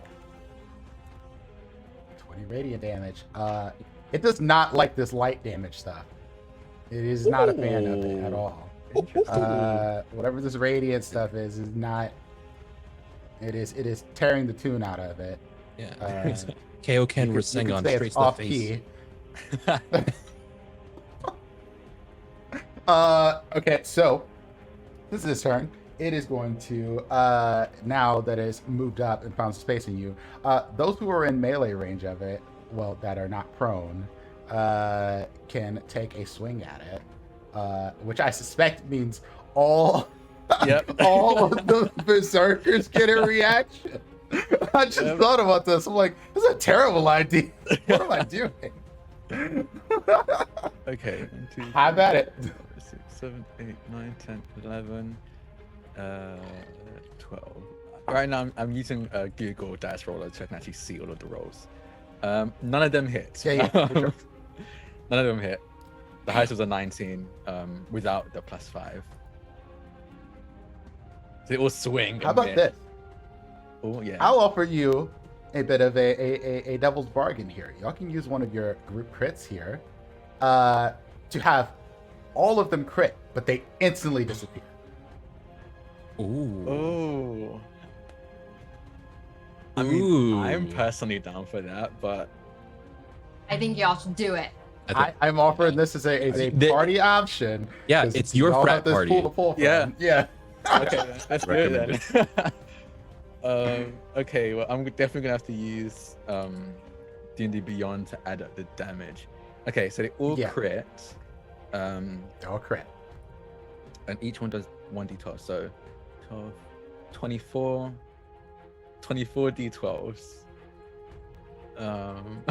Thank you for the rate, by the way, Jesse Human. Appreciate it. Hey, Raiders! Nice. 24 d12s, and 5 of them, because I chose 3 of us, 5 of them also have the extra d6s.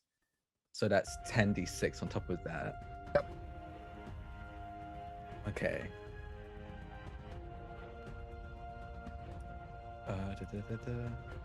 D&D Beyond's taking a while to figure this all out. That's all right. During this time, you just hear party rocking in the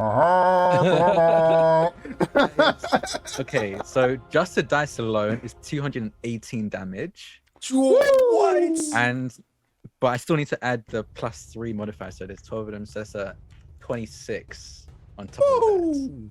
So another 26 damage on top of that total. Excellent. As they all put everything into it, as you hear them, I don't know, probably like doing a chant that they did in college back in the good old days, which is like 6 months ago, as they throw their all into this one swing.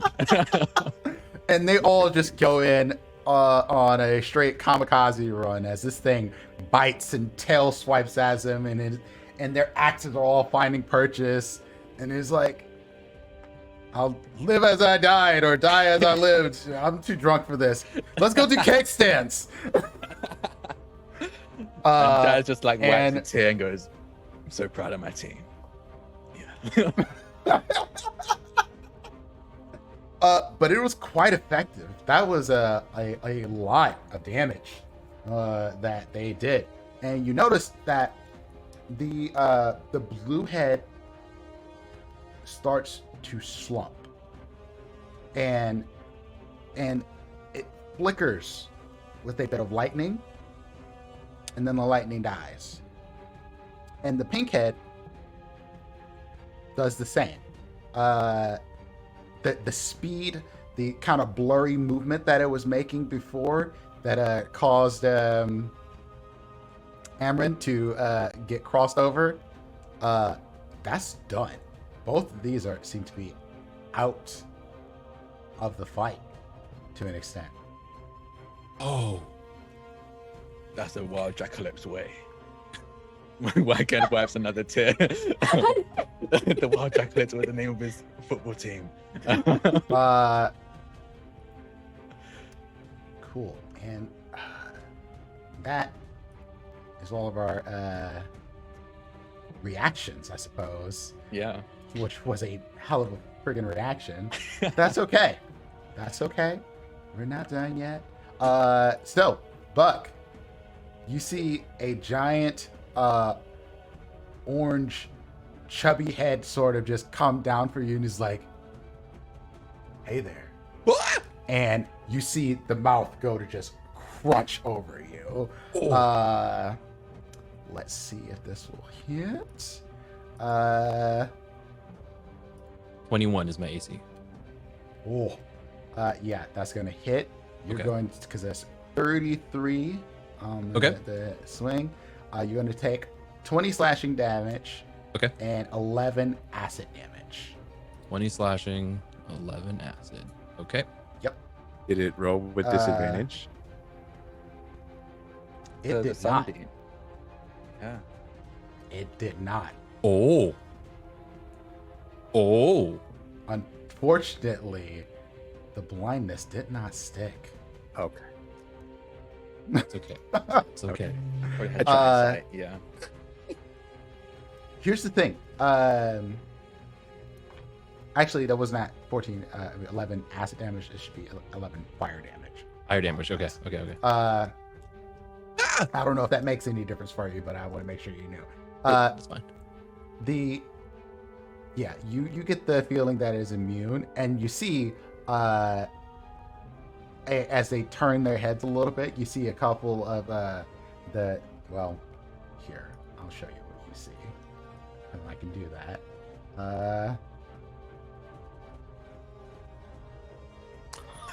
That's what you Oh, what No. now? Those are the best. So Alright. good. Hey, ready? Because when the hands go up, or the heads go up and turn, yeah, that glasses come up when they're down. So, I got another action still too. Yeah, let's see. So wait, am I in its mouth, or is was it just like a bite? It's just a bite. Okay. There's no like grapple or anything like that. Got to it. it. Okay. But it's not done with you yet.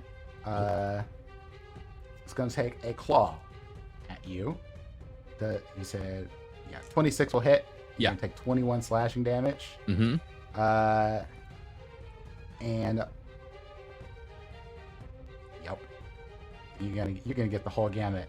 Ooh, Another okay. 28 piercing damage. Okay. Okay. as the 28. tail smacks at you right after that. Oh, okay. That's fine. I'm doing It's like okay, y'all. Combo, baby. And we're back to the top of the order. That means we got Buck. You get to respond. I do get to respond. Okay. Ooh. I would like to. Is it like within melee range at this point, or do I need to Oh move yeah, away? it moved into melee range with you just so it could get the claws and such all over you. This thing wants. Okay. Well, it's knucking if you buck. Okay. Okay. Well,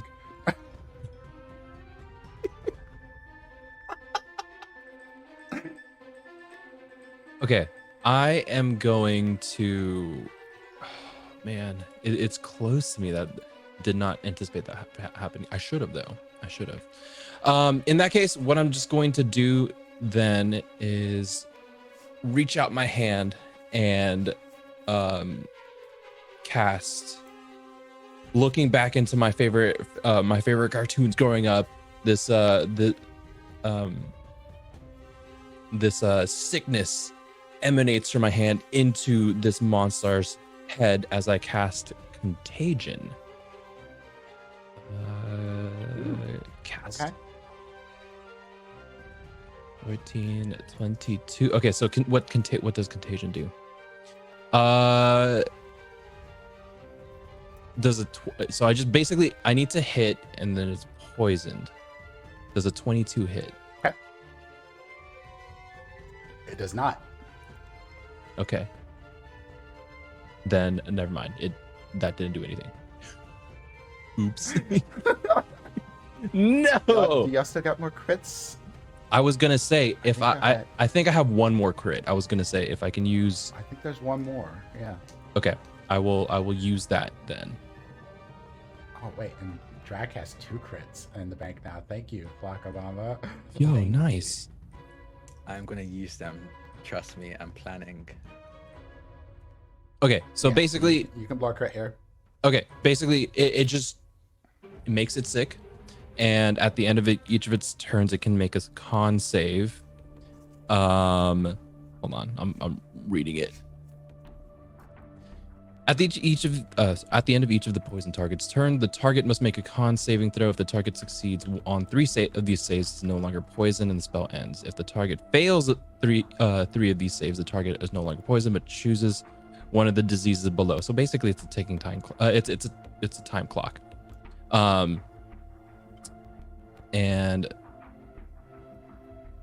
basically I'm trying to make it sick to flesh rot, which causes the creature's flesh to decay. The creature has disadvantage on charisma checks and vulnerable to all damage.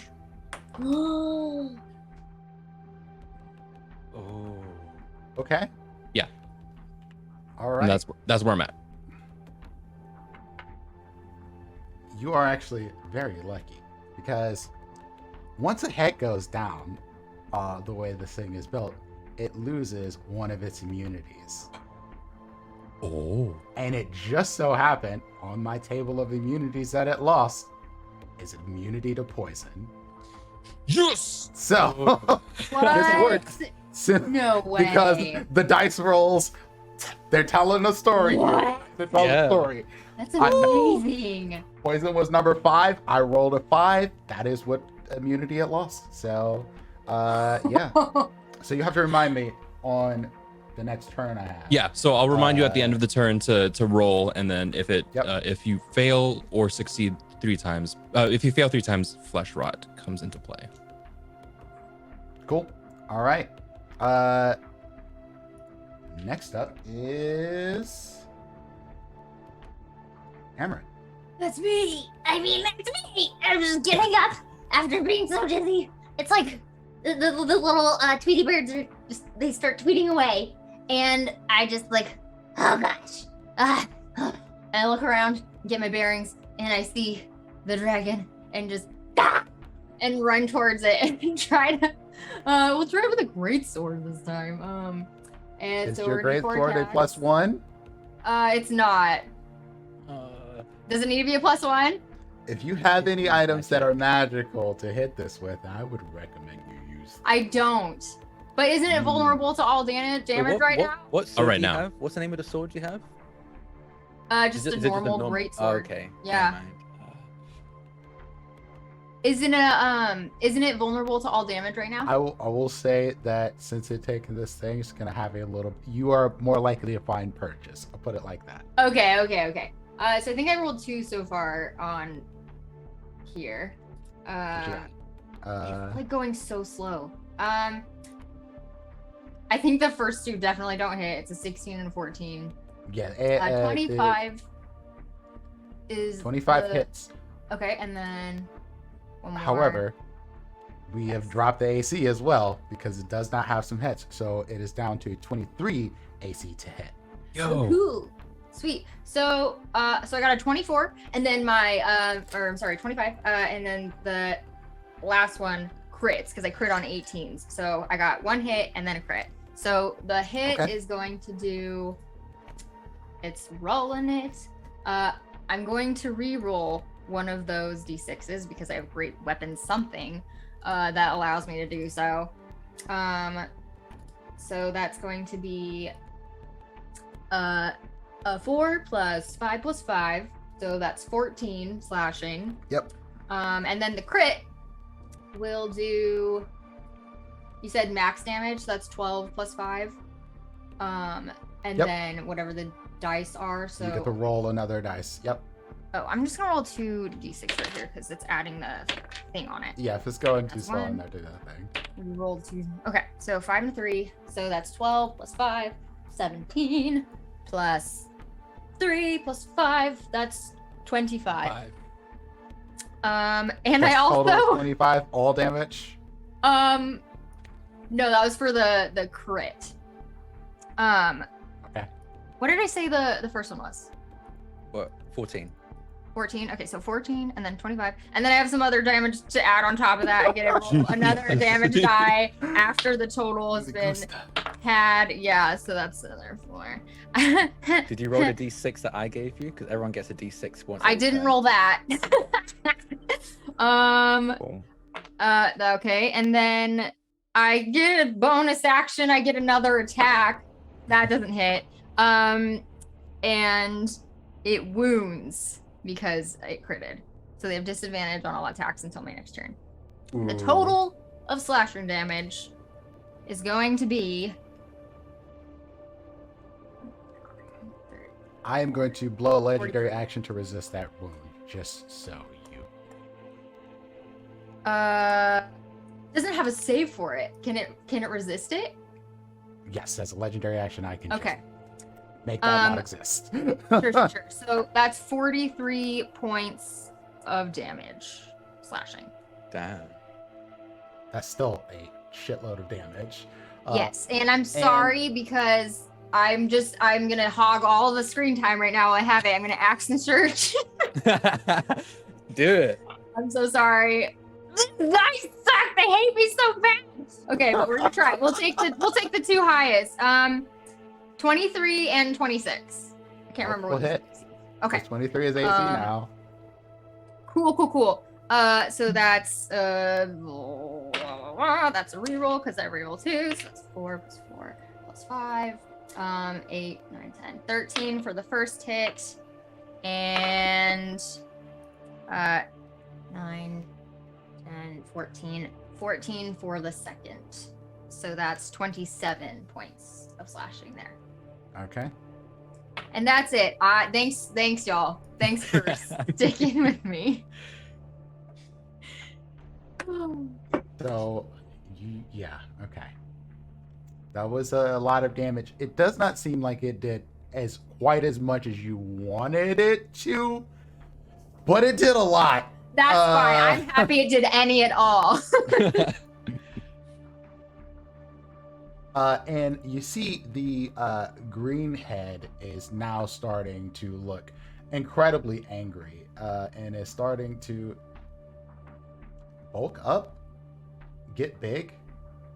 The muscles are starting to bulge a bit on this one, as that last attack hits on the red head, or the orange head that was peeking out the most here.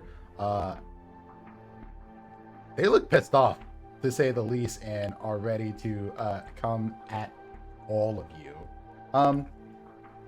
And as it stands, you have a little warrior friend that is going to go in and try to dunk on the red one's head. And you see a basketball appear out of nowhere, a little crossover move, a spin to get right into the eye area. Let's see what I roll for this young lady. Let's see if this D20 is cursed or not. 13 plus...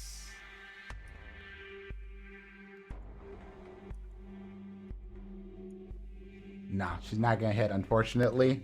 She tried though. She tried. The dunk basically gets a little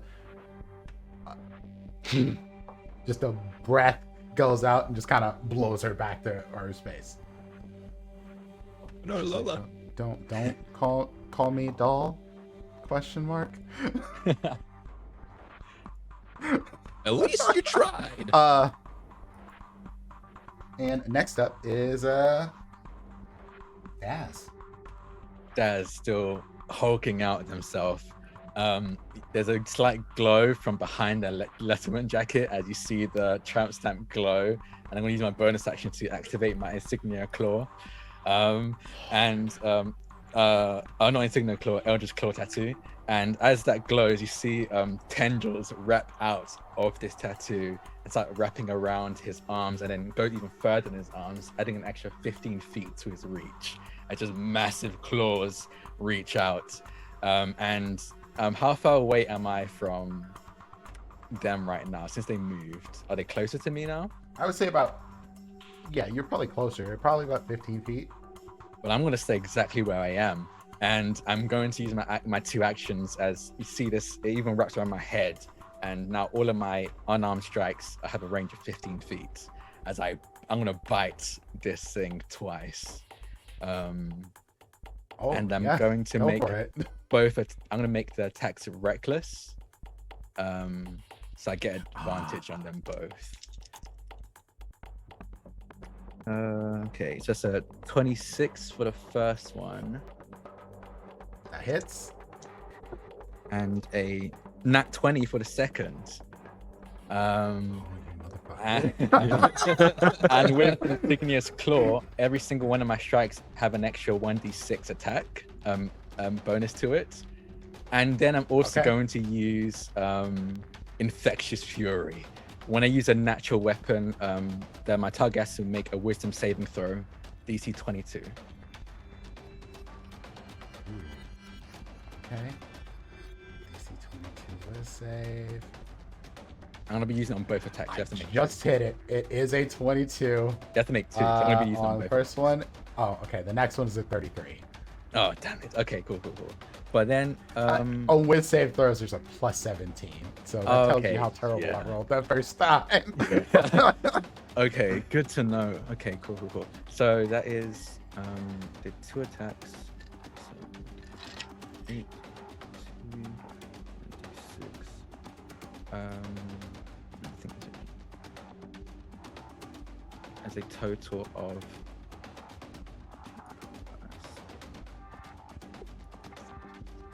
38 points of piercing damage, and it is magical.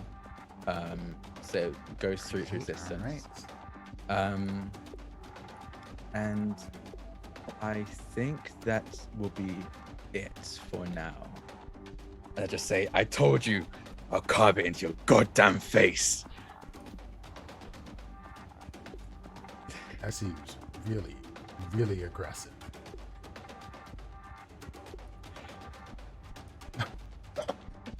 And let's see, what do I have from Millbury? Let's see what Mill has coming up for this Our turn. good old friend. Good old Mill, trying to help y'all out, dropping dimes. Ooh, okay.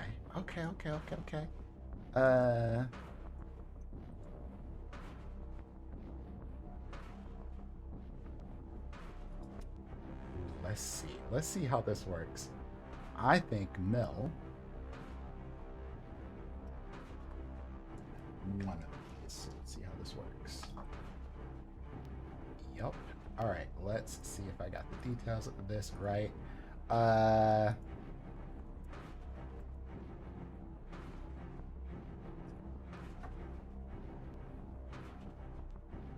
So,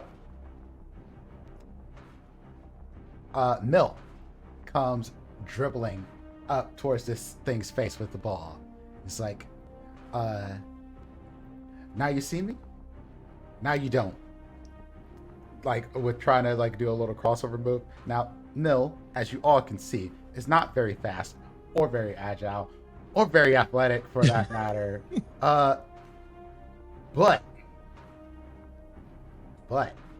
Mill does a thing that all of you sort of notice is weird. Mill casts Time Stop. However, Time Stop normally stops the flow of time for everyone but yourself. But for Mill, he's stopping time for everyone but Tiamat. Oh. So, no time passes for any of you. And that's why I give a D4. Let's see how many turns y'all get while the time is stopped. Oh my god. Wow. Well, I rolled poorly, but y'all have 2 turns. Where you can use all of your actions as normal. But Tiamat cannot do anything for 2 turns. Oh my god. Milbury. Perfect. I know What the exactly heck? what I'm doing now. Milbury. That was incredible. Mill's like, all right, I'm tired now. I don't think basketball's for me. I'm gonna retire while I'm on top. This is the best moment I've ever had, and I think that now it's time for me to just step off the court and just stay away from this. Don't ask me to stay. So don't like. Okay, you can No! go. This is it. You're so helpful though. Just let me retire in peace. Bye. Thank you. And he just walks off. And somehow there's a sunset that's happening. There was no sun there before, but he just walks off literally like into the sunset, disappearing over the horizon.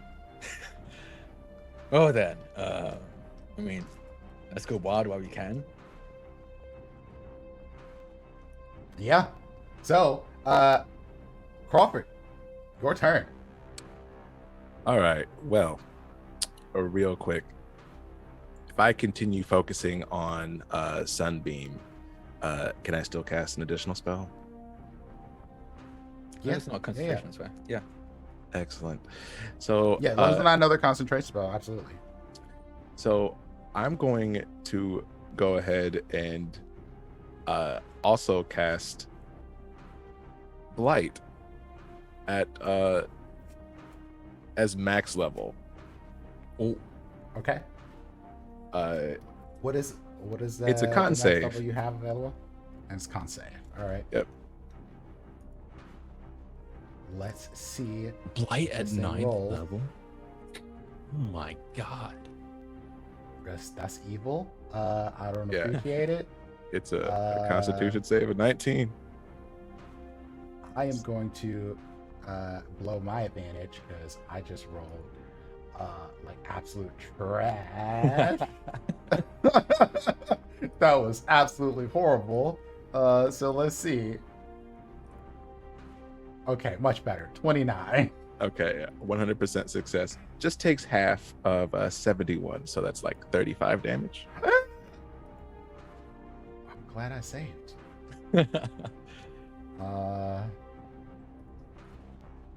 So yeah, Okay, I'd like well, to yeah. imagine that just looks like a poisonous This thing is crab looking claw. haggard. Yeah, this thing is looking haggard. That's it. I'm gonna keep It's focus not on having a good time. keep focus on Sunbeam after that. Excellent. And what does Sunbeam do over time here? Just make sure I got this right. Sunbeam, I've got a 5 foot wide, 60 long cone of sunlight. It deals damage Okay. and tries to how blind much stuff. damage does it deal? Oh, right. I should probably roll that. Yeah, so you have damage on that too. Let's see. That's 22 damage. You can probably save for half damage. Was this another con save? Yep, 19 again. Oh no. Dang. I don't have another advantage. Hopefully Like, here's the thing. I have a +10 on con saves, and so far I've rolled a 3 and a 2 on some of my con saves. And that was an 8. What is the save? 19. Well, 22 points of damage. 22 points of damage that it's my crab claw is open, firing this laser beam. It's like Beast Wars is happening or something. There's a beam of radiant light. It's just. Exactly. All right. Yeah. This is bad. It's bad times. 22. All right. Yeah, Haggard's not even the word for it at this point. It is. It's on its way to the Netherlands. All right. Next up is Buck, because this thing is frozen. Can't take any actions right now. Can't You're hear you, muted. Kappa. I am muted. Okay. Okay. Seeing the time slot, Milbury going off off in the distance. Okay. What would Goku Naruto do in this situation? I got it. And then he goes into he builds up energy in his palms, and he looks at the frozen Tiamat, and a small, tiny orb of light appears in his hand, and he goes, "Just gotta believe in yourself, everyone!" And it gets bigger and bigger, and he launches it in this beam as I cast Sunburst. That's a lot of dice. Oh my god. Even yourself. You gotta believe. Aww. Let's see this. 60 foot Yeah. radius, 12d6. All right. And I need to make a con save. You take half as much on a success. On a failed save, you take full damage, and Tiamat is blinded for a minute. What is the save? Con save of 16. It's do low. pass this time. I That's rolled a fine. 19. That's okay. And what's the damage? 43. Since you saved, it's gonna be what? 21? 21. 21. All right. Still chipping away at it, and this is not something it's resistant to that you can clearly see. This is burning through Monster Mod here. Look, the light damage is doing so good. Look, I did that. Pointing at, I did that. That was me. Oh yeah, and Buck. as y'all look around, there starts to be a little bit of a crowd to come watch y'all, and everyone that you see out that's starting to gather into this crowd, a bunch of different Looney Tunes characters and stuff show up, and they're all wearing Cosmic Jelly like basketball jerseys with you all's character names on them, and it just says it has a little what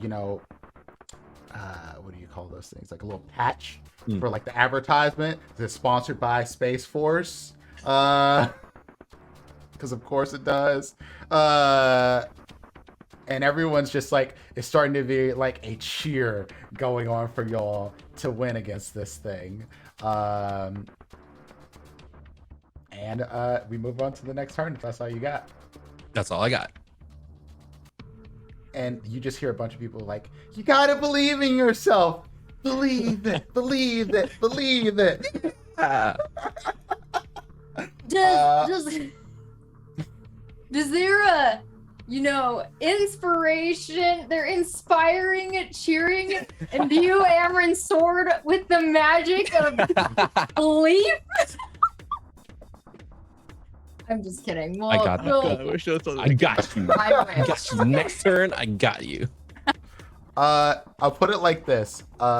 It is not immune anymore. Okay, there we go. Nice. That's so sweet of you to let me know. Well, you kind of noticed it. DM. You kind of noticed it the last time because Okay. you shouldn't have been able to hit this, but maybe as some of these other heads going down is starting to lose powers. Awesome. Amarin's just gonna be like really pumped because she's looking at all the crowd. She's like, yeah, yeah. And then she's like, who needs magic when belief's on our side? And she'll just go to ham with the sword again. Oh my gosh.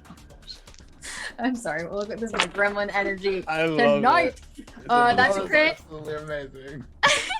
That's a crit on one of them. The other highest one is 22. I don't know if that's high enough. That does not hit. Not Okay, yet. so we got one crit. And okay, dice. We're doing dice. So that is the rolling it. Okay, that's 16 plus 12 because it's crit, so 28. And then I roll one more d6. That's a 6, so 20, 34. Yes, that's 34. There's a wound. And you know what? I have also a +1 damage die as a orc thing that I have a feat in, so I'll add that on too. Reroll because it's 2. Wow, it was a 1. Okay, wow, we really just don't want to roll anything other than 1s and 2s right now. What in the world? Okay. You just yeet the die. You're just like, fuck it. I yeeted it into the darkness. I don't know where it is anymore, so that's fine. So 20. What did I say last time? At 20, we were at 22. So 27 points of damage. Okay. All right. All right. Thanks everybody. Cool. It was misbehaving. It really was, it was just too many 1s and 2s, just out. Get out of here. Yeah, nope. We don't have time for That is super effective. Not really super effective. It just Regular effective. Super regular. regular effective. But you did work. And you notice now that only the purple and the green heads seem to still be active. You see the orange head, the flames that were sort of licking behind the eyes and stuff have gone blank.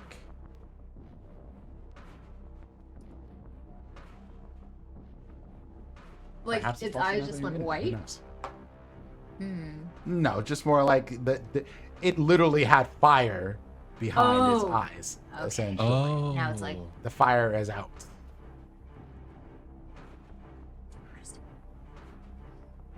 So, that all of your turn.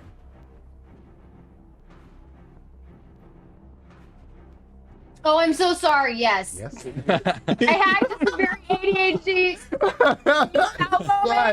I spaced out. Yes, that's my turn. Thank you. Love y'all.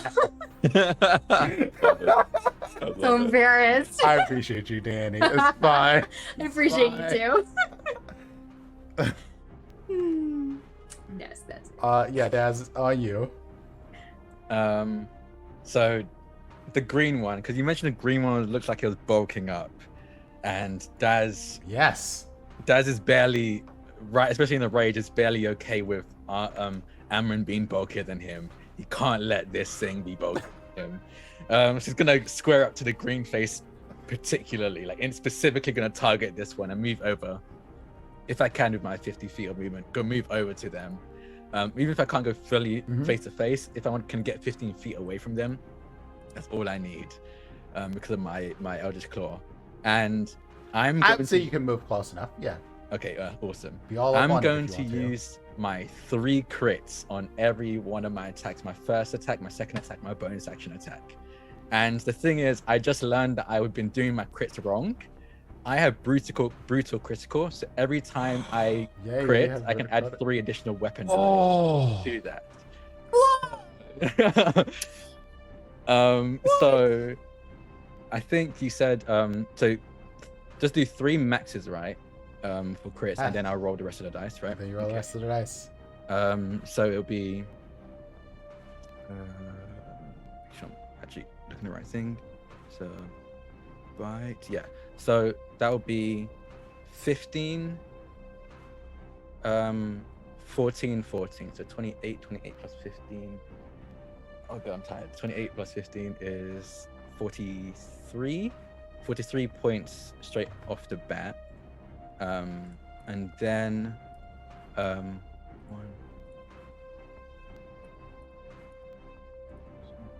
and then Finger. so I roll 18d6 on top of that. Okay. Oh my For God.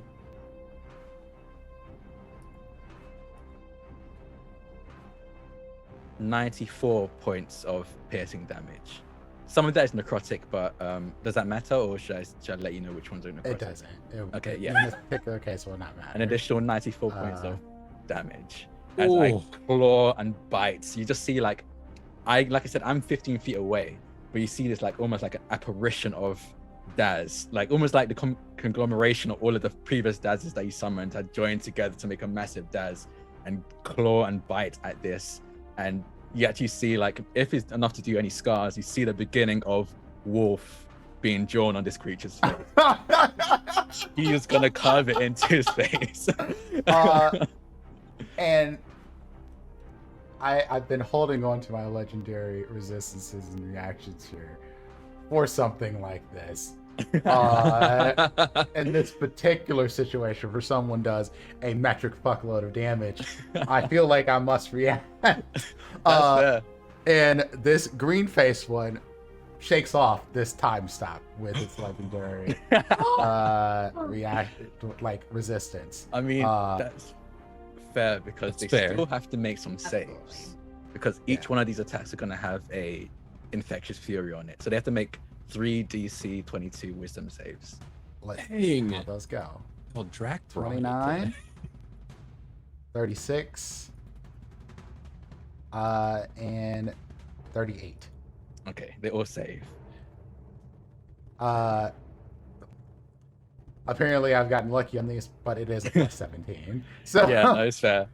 It doesn't take an action for 37. me to do it, so I was like, I might as well just ban him. yeah, here. absolutely. Yeah. And so, ooh, I can do this as a cone. This head rears back, and it's like, I'm tired of you little midgets. It's like, that's bad language. You shouldn't use that, bro. I go, what is the right? Small persons. Small. I'm tired of you small persons. And it belches out a gaseous breath. And this is going to be all of you. I need everyone to make me a con save. DC 27. Ooh, Oh. not making that. Easy. Still gonna roll though. Must crit. Essentially, if this is I got a not 20 I got a possible for you to save 27. it with a nat Nope. I rolled a 27. roll. Exactly. Ooh. Okay, I'm using Indomitable.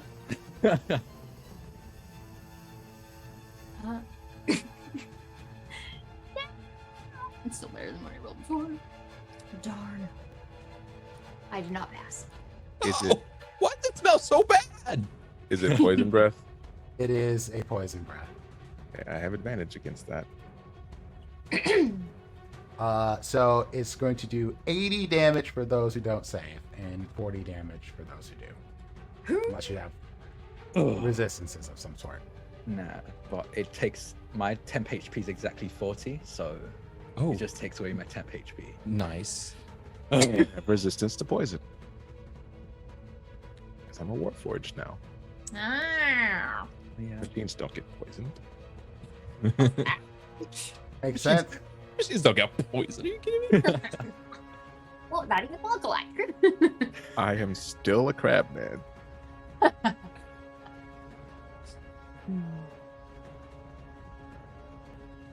Got gassed up in the worst way.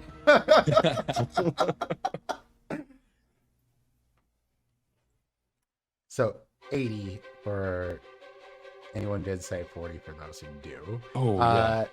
And that is Dazu went. So it's next up initiative order as it happens. Daz, this green one that is bulked up is not taking too kindly to, you getting wolf scratched in his face. And it is going to ooh. I wonder, can I do this?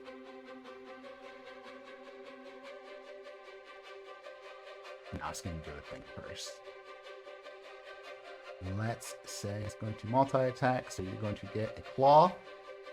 It has disadvantage I- because of my cloaker displacement or my Letterman. My Letterman jacket or displacement. You Does just a see like 22 hit. yes, it does. Oh, that's just there. So that is going to hit you for 28 slashing. That'd be 14 for me because I'm raging.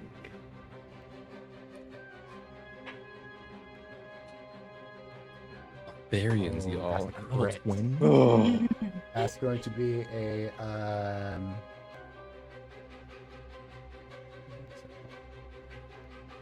34 plus 15. So that is 49. So you can have 24.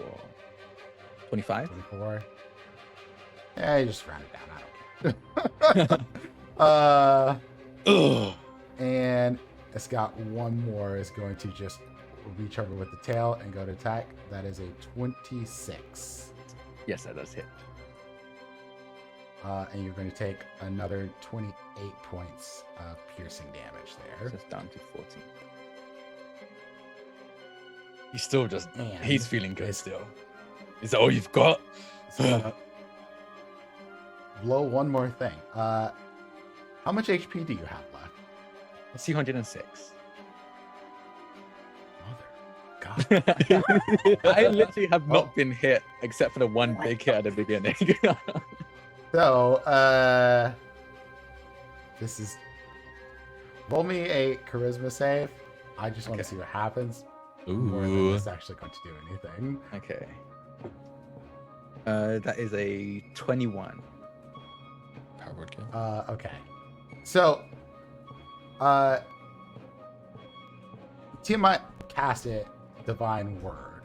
Oh. However, this is scaled by your hit points, and the effects that would have done to you, this thing is like basically saying a bunch of things about like your muscles, how you're not as big as you think you are, your workout skills are not on point, you wish you could be as bulky as it, and you just shake it off. It's nothing to you.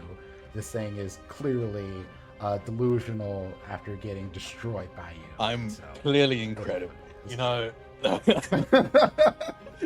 that's kind of how this works out. Crawford, it's your turn. Excellent. So I'm still got focus on this laser that's coming straight from my hand, and between Daz and Amrin, who looks more hurt? If we're going percentage-wise, I'm nearing 50%, but HP-wise in total, I'm definitely probably doing better than most people. I think my whole thing is that I just saw you get laid into and you're still looking healthy, and I go, you know what? And I click my claw together, and you feel this giant crab leg drop into your hand. Eat up. And I cast heal. What?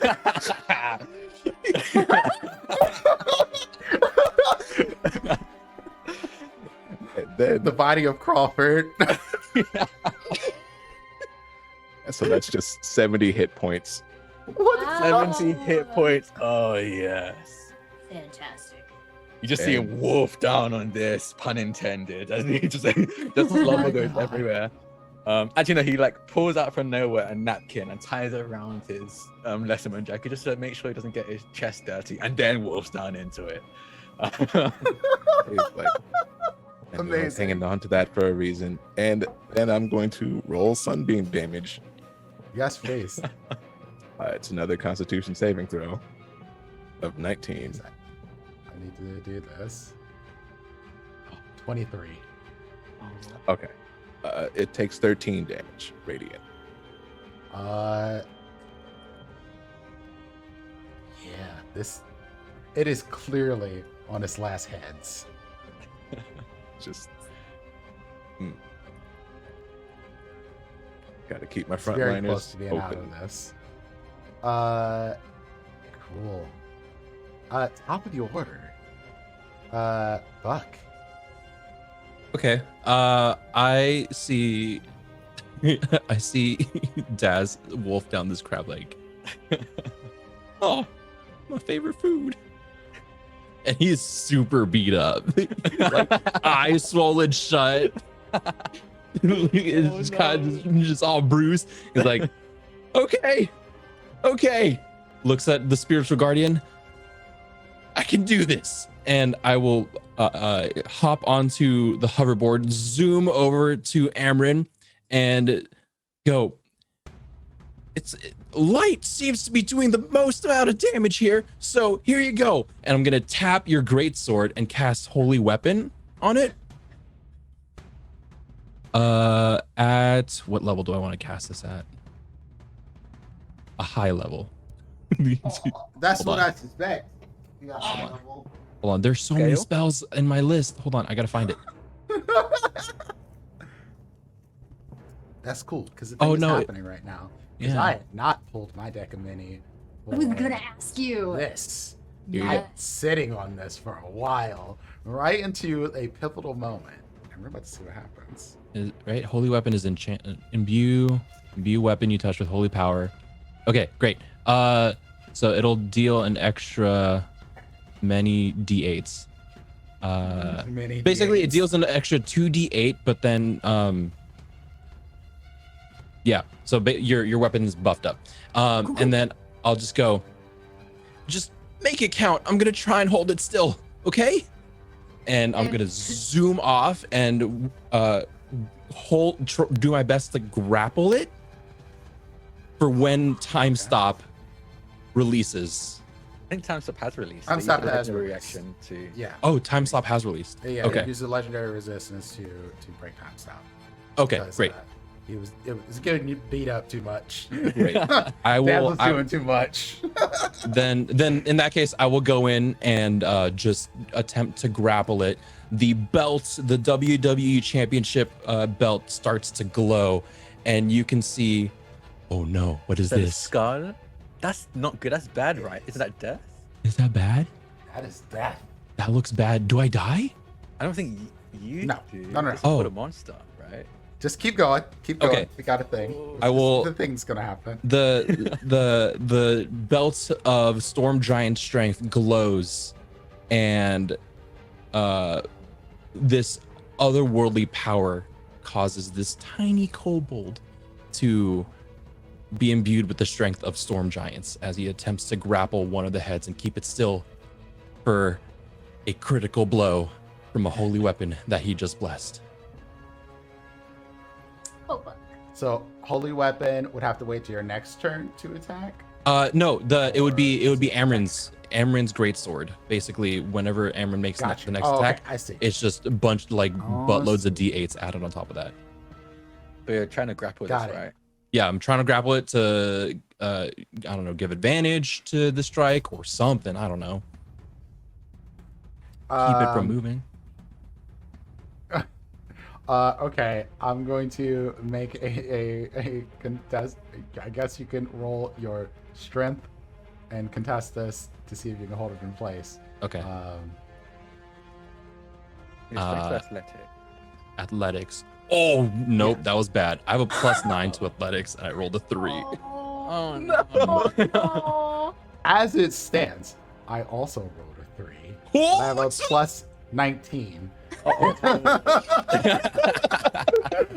did I think that was gonna work?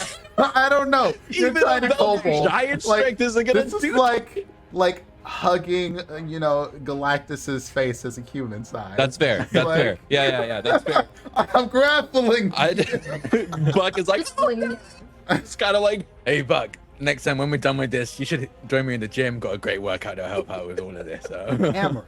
just hit it. Amarin, you're next. And Amarin, as you begin to make your move with your blessed weapon that you have now, you see, well, I don't know how else to put it other than like a comically looking Grim Reaper sort of close in on this thing. And it points at the last surviving hit and it points at you and goes,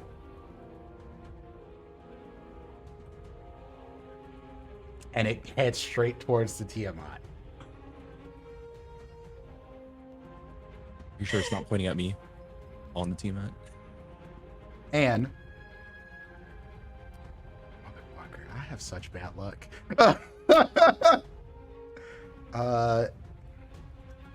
So I have scaled this thing very specifically for this fight because I have been working on this for a little while.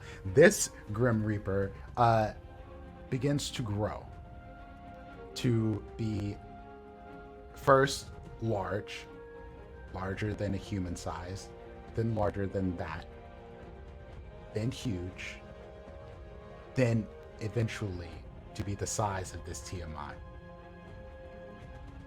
And you hear a voice go, "You reap what you sow." And this scythe just cuts off the green head.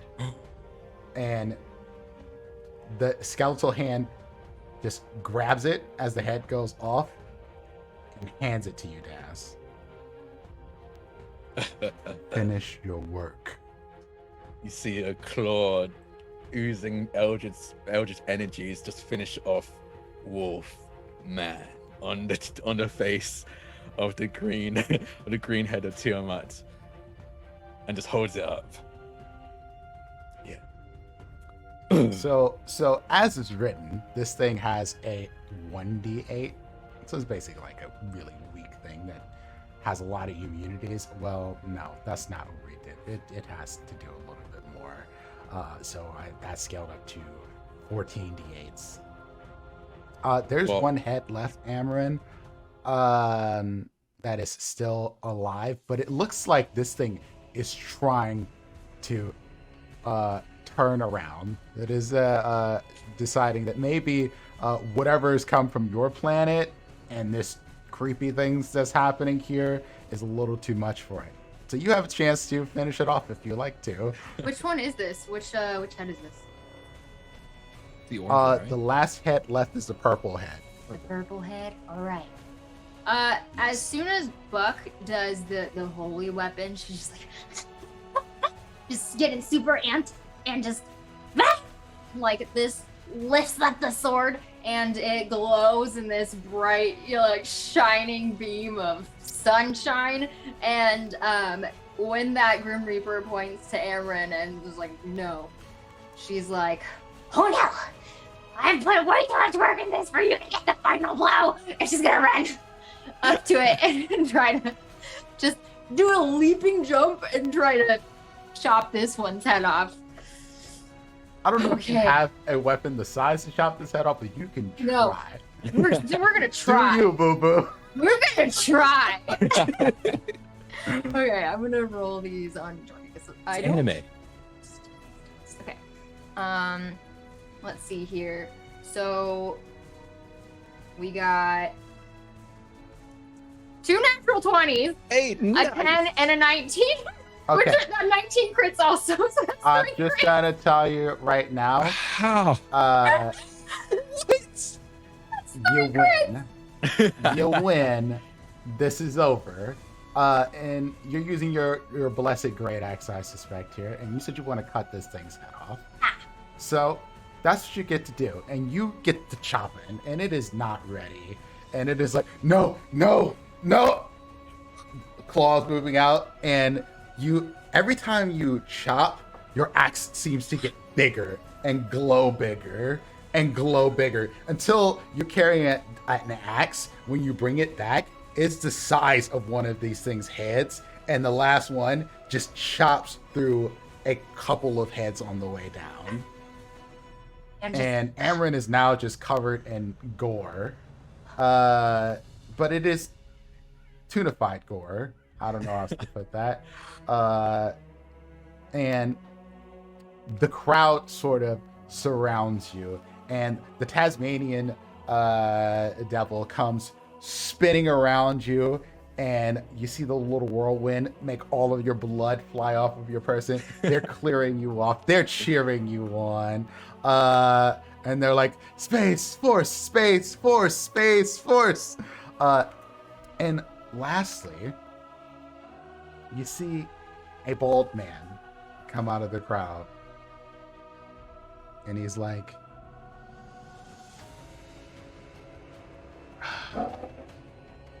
Can I go home now?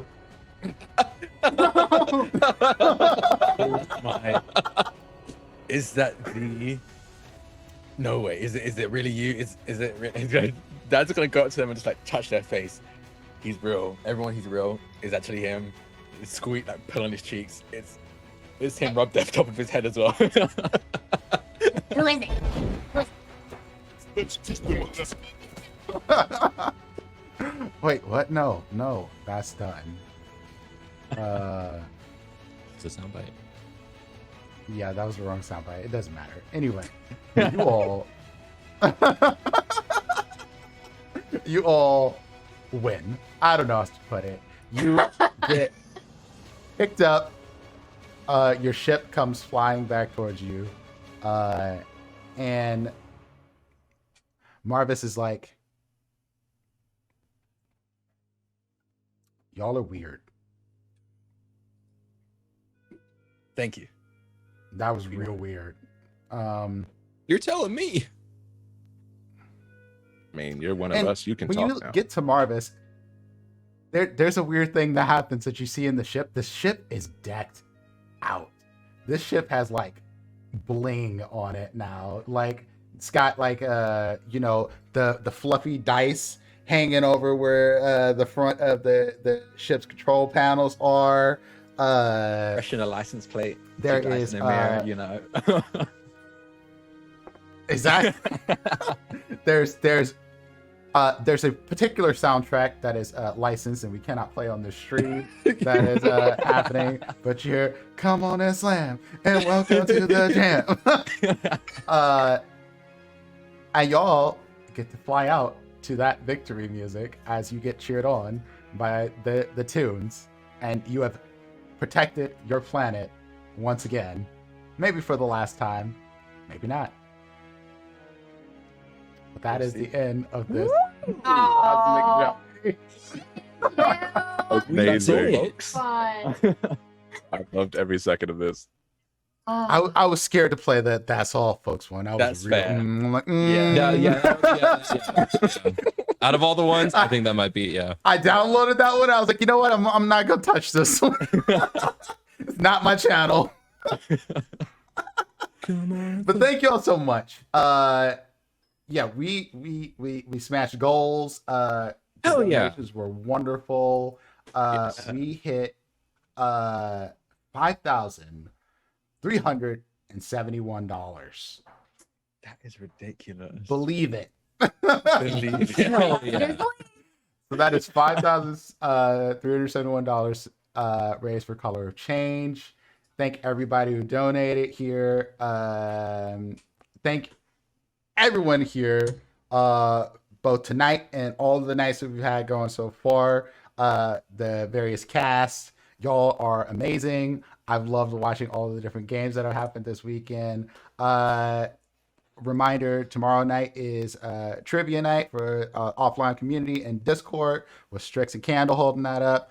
Golf with Friends also, that'll be at 7 p.m.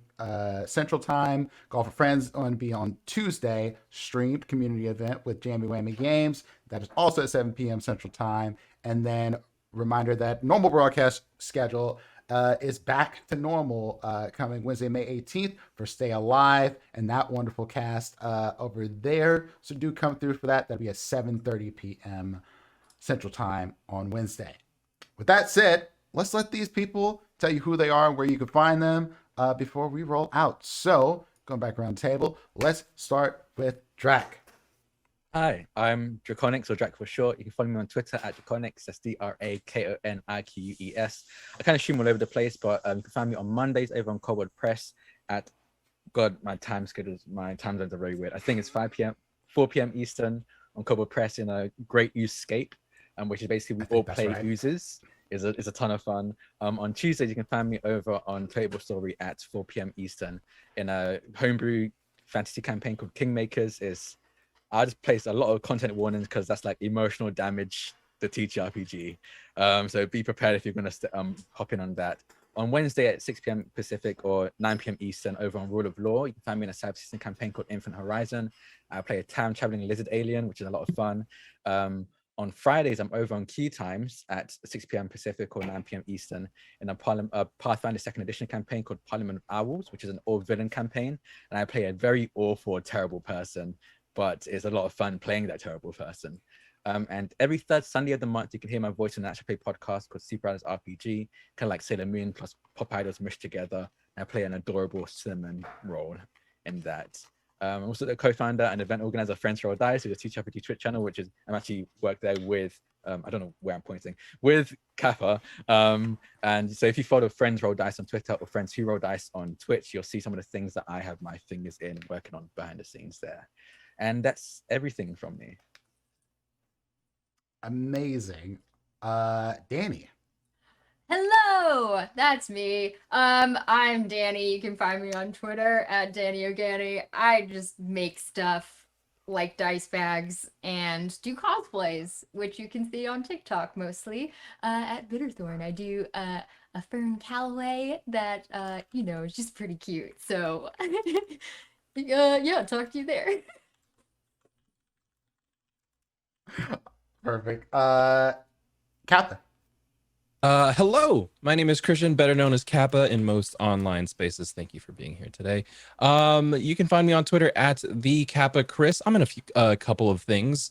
Like Drax said, we work together on Friends Who Roll Dice. We do a lot of stuff with that. Monday nights and Wednesday nights are usually when we stream.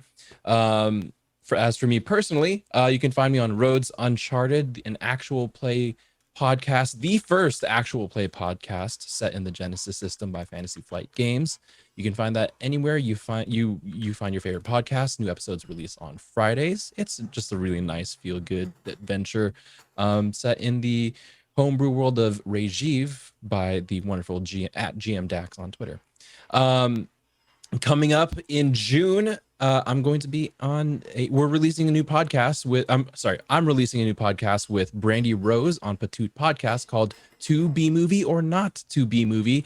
That's the letter B, not the insect, where we watch B movies and just bad movies and kind of look at it from a lens that you don't usually see from from people that usually have podcasts. Listen, the podcast sphere is very white and male centered, so just if you want some more diversity in your podcast listening, give that a listen to. New episodes are going to start releasing in June. We're going to start doing a hard push for those, but I'm really excited to share that with y'all. Everything else, Twitter's the best place at the Kappa Chris. Perfect. Omnis. Hello, I'm Omnis, or you can call me Chris. You can find me on Twitter at Omnis_X because the regular one was taken somehow by somebody who's inactive. Curse that. But generally, you can find me on Twitch without the underscore as well. And I stream mostly on Mondays, Thursdays, and Saturdays. This last week has been kind of hectic, so I haven't been streaming. But, I stream for a short time, about 11 a.m. Central to about 1 because I work at a game store, so I'm going to go survive, that kind of stuff. But, hopefully you'll start seeing more of my face around here because playing these games reminds me that everybody who I'm running into is an absolutely delightful person, and I can't wait to see more of you guys. Y'all follow Omnis, follow Chris. Like, just y'all are sleeping on Omnis. Do the thing. Do it. Absolutely. Go make it happen. Cowards. I guess. Whoa, okay. Calling people out. Damn. Jeez. I guess it leaves me. I'm Prince, also known as Doubles and Dice. That's where you can find me around the internet. Basically all the socials, all that jazz. I stream here on Twitch, TTRPG content. I'm pro DM. I am in a bunch of stuff and things, so I will try to list them off real quick. If you've been around today, you might have seen me earlier today on Wayward Revelry, a D&D 5e campaign based on Wild Beyond the Witchlight with my own horrific twist added to it. If you're watching this, you may have wanted to potentially open the window on another tab because I was also on another game while this was playing over on Gehenna Gaming for Strixhaven. You love it. You can catch, I am in a lot of things. This is how this happens. I'm going to be on a upcoming Hunter the Reckoning live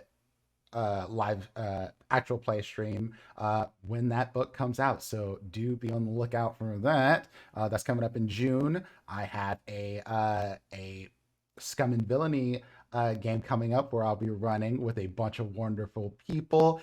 But I've made it a twist. I'm running that in Dark Matter from the D&D 5e campaign book. Scum and Villainy meets Dark Matter. I put them together. It's going to be wild. You're going to love it. And then you can catch me over my sister station, Rolling These 20s, at 9 p.m. Eastern Time every Saturday for Philly by Night. We just wrapped season 4, and we will be going into our final season, season 5, in 2 weeks. Do go watch our VODs, get caught up, because this cast is going to catch hell in season 5. I told them they got a beach episode last season. Now it's time for the reckoning to happen. Bad stuff. the city's going to have to get blown up, essentially. So we'll see what happens there. There's a bunch of other stuff happening. Keep an eye on my Twitter for all the other things. Thank you all again for being here. Donations, raids, all that jazz. We all appreciate you. I loved playing with all of you. I cannot wait to sit at another table with you all again. And we'll see y'all soon. Thanks so much, everybody. Have a wonderful night.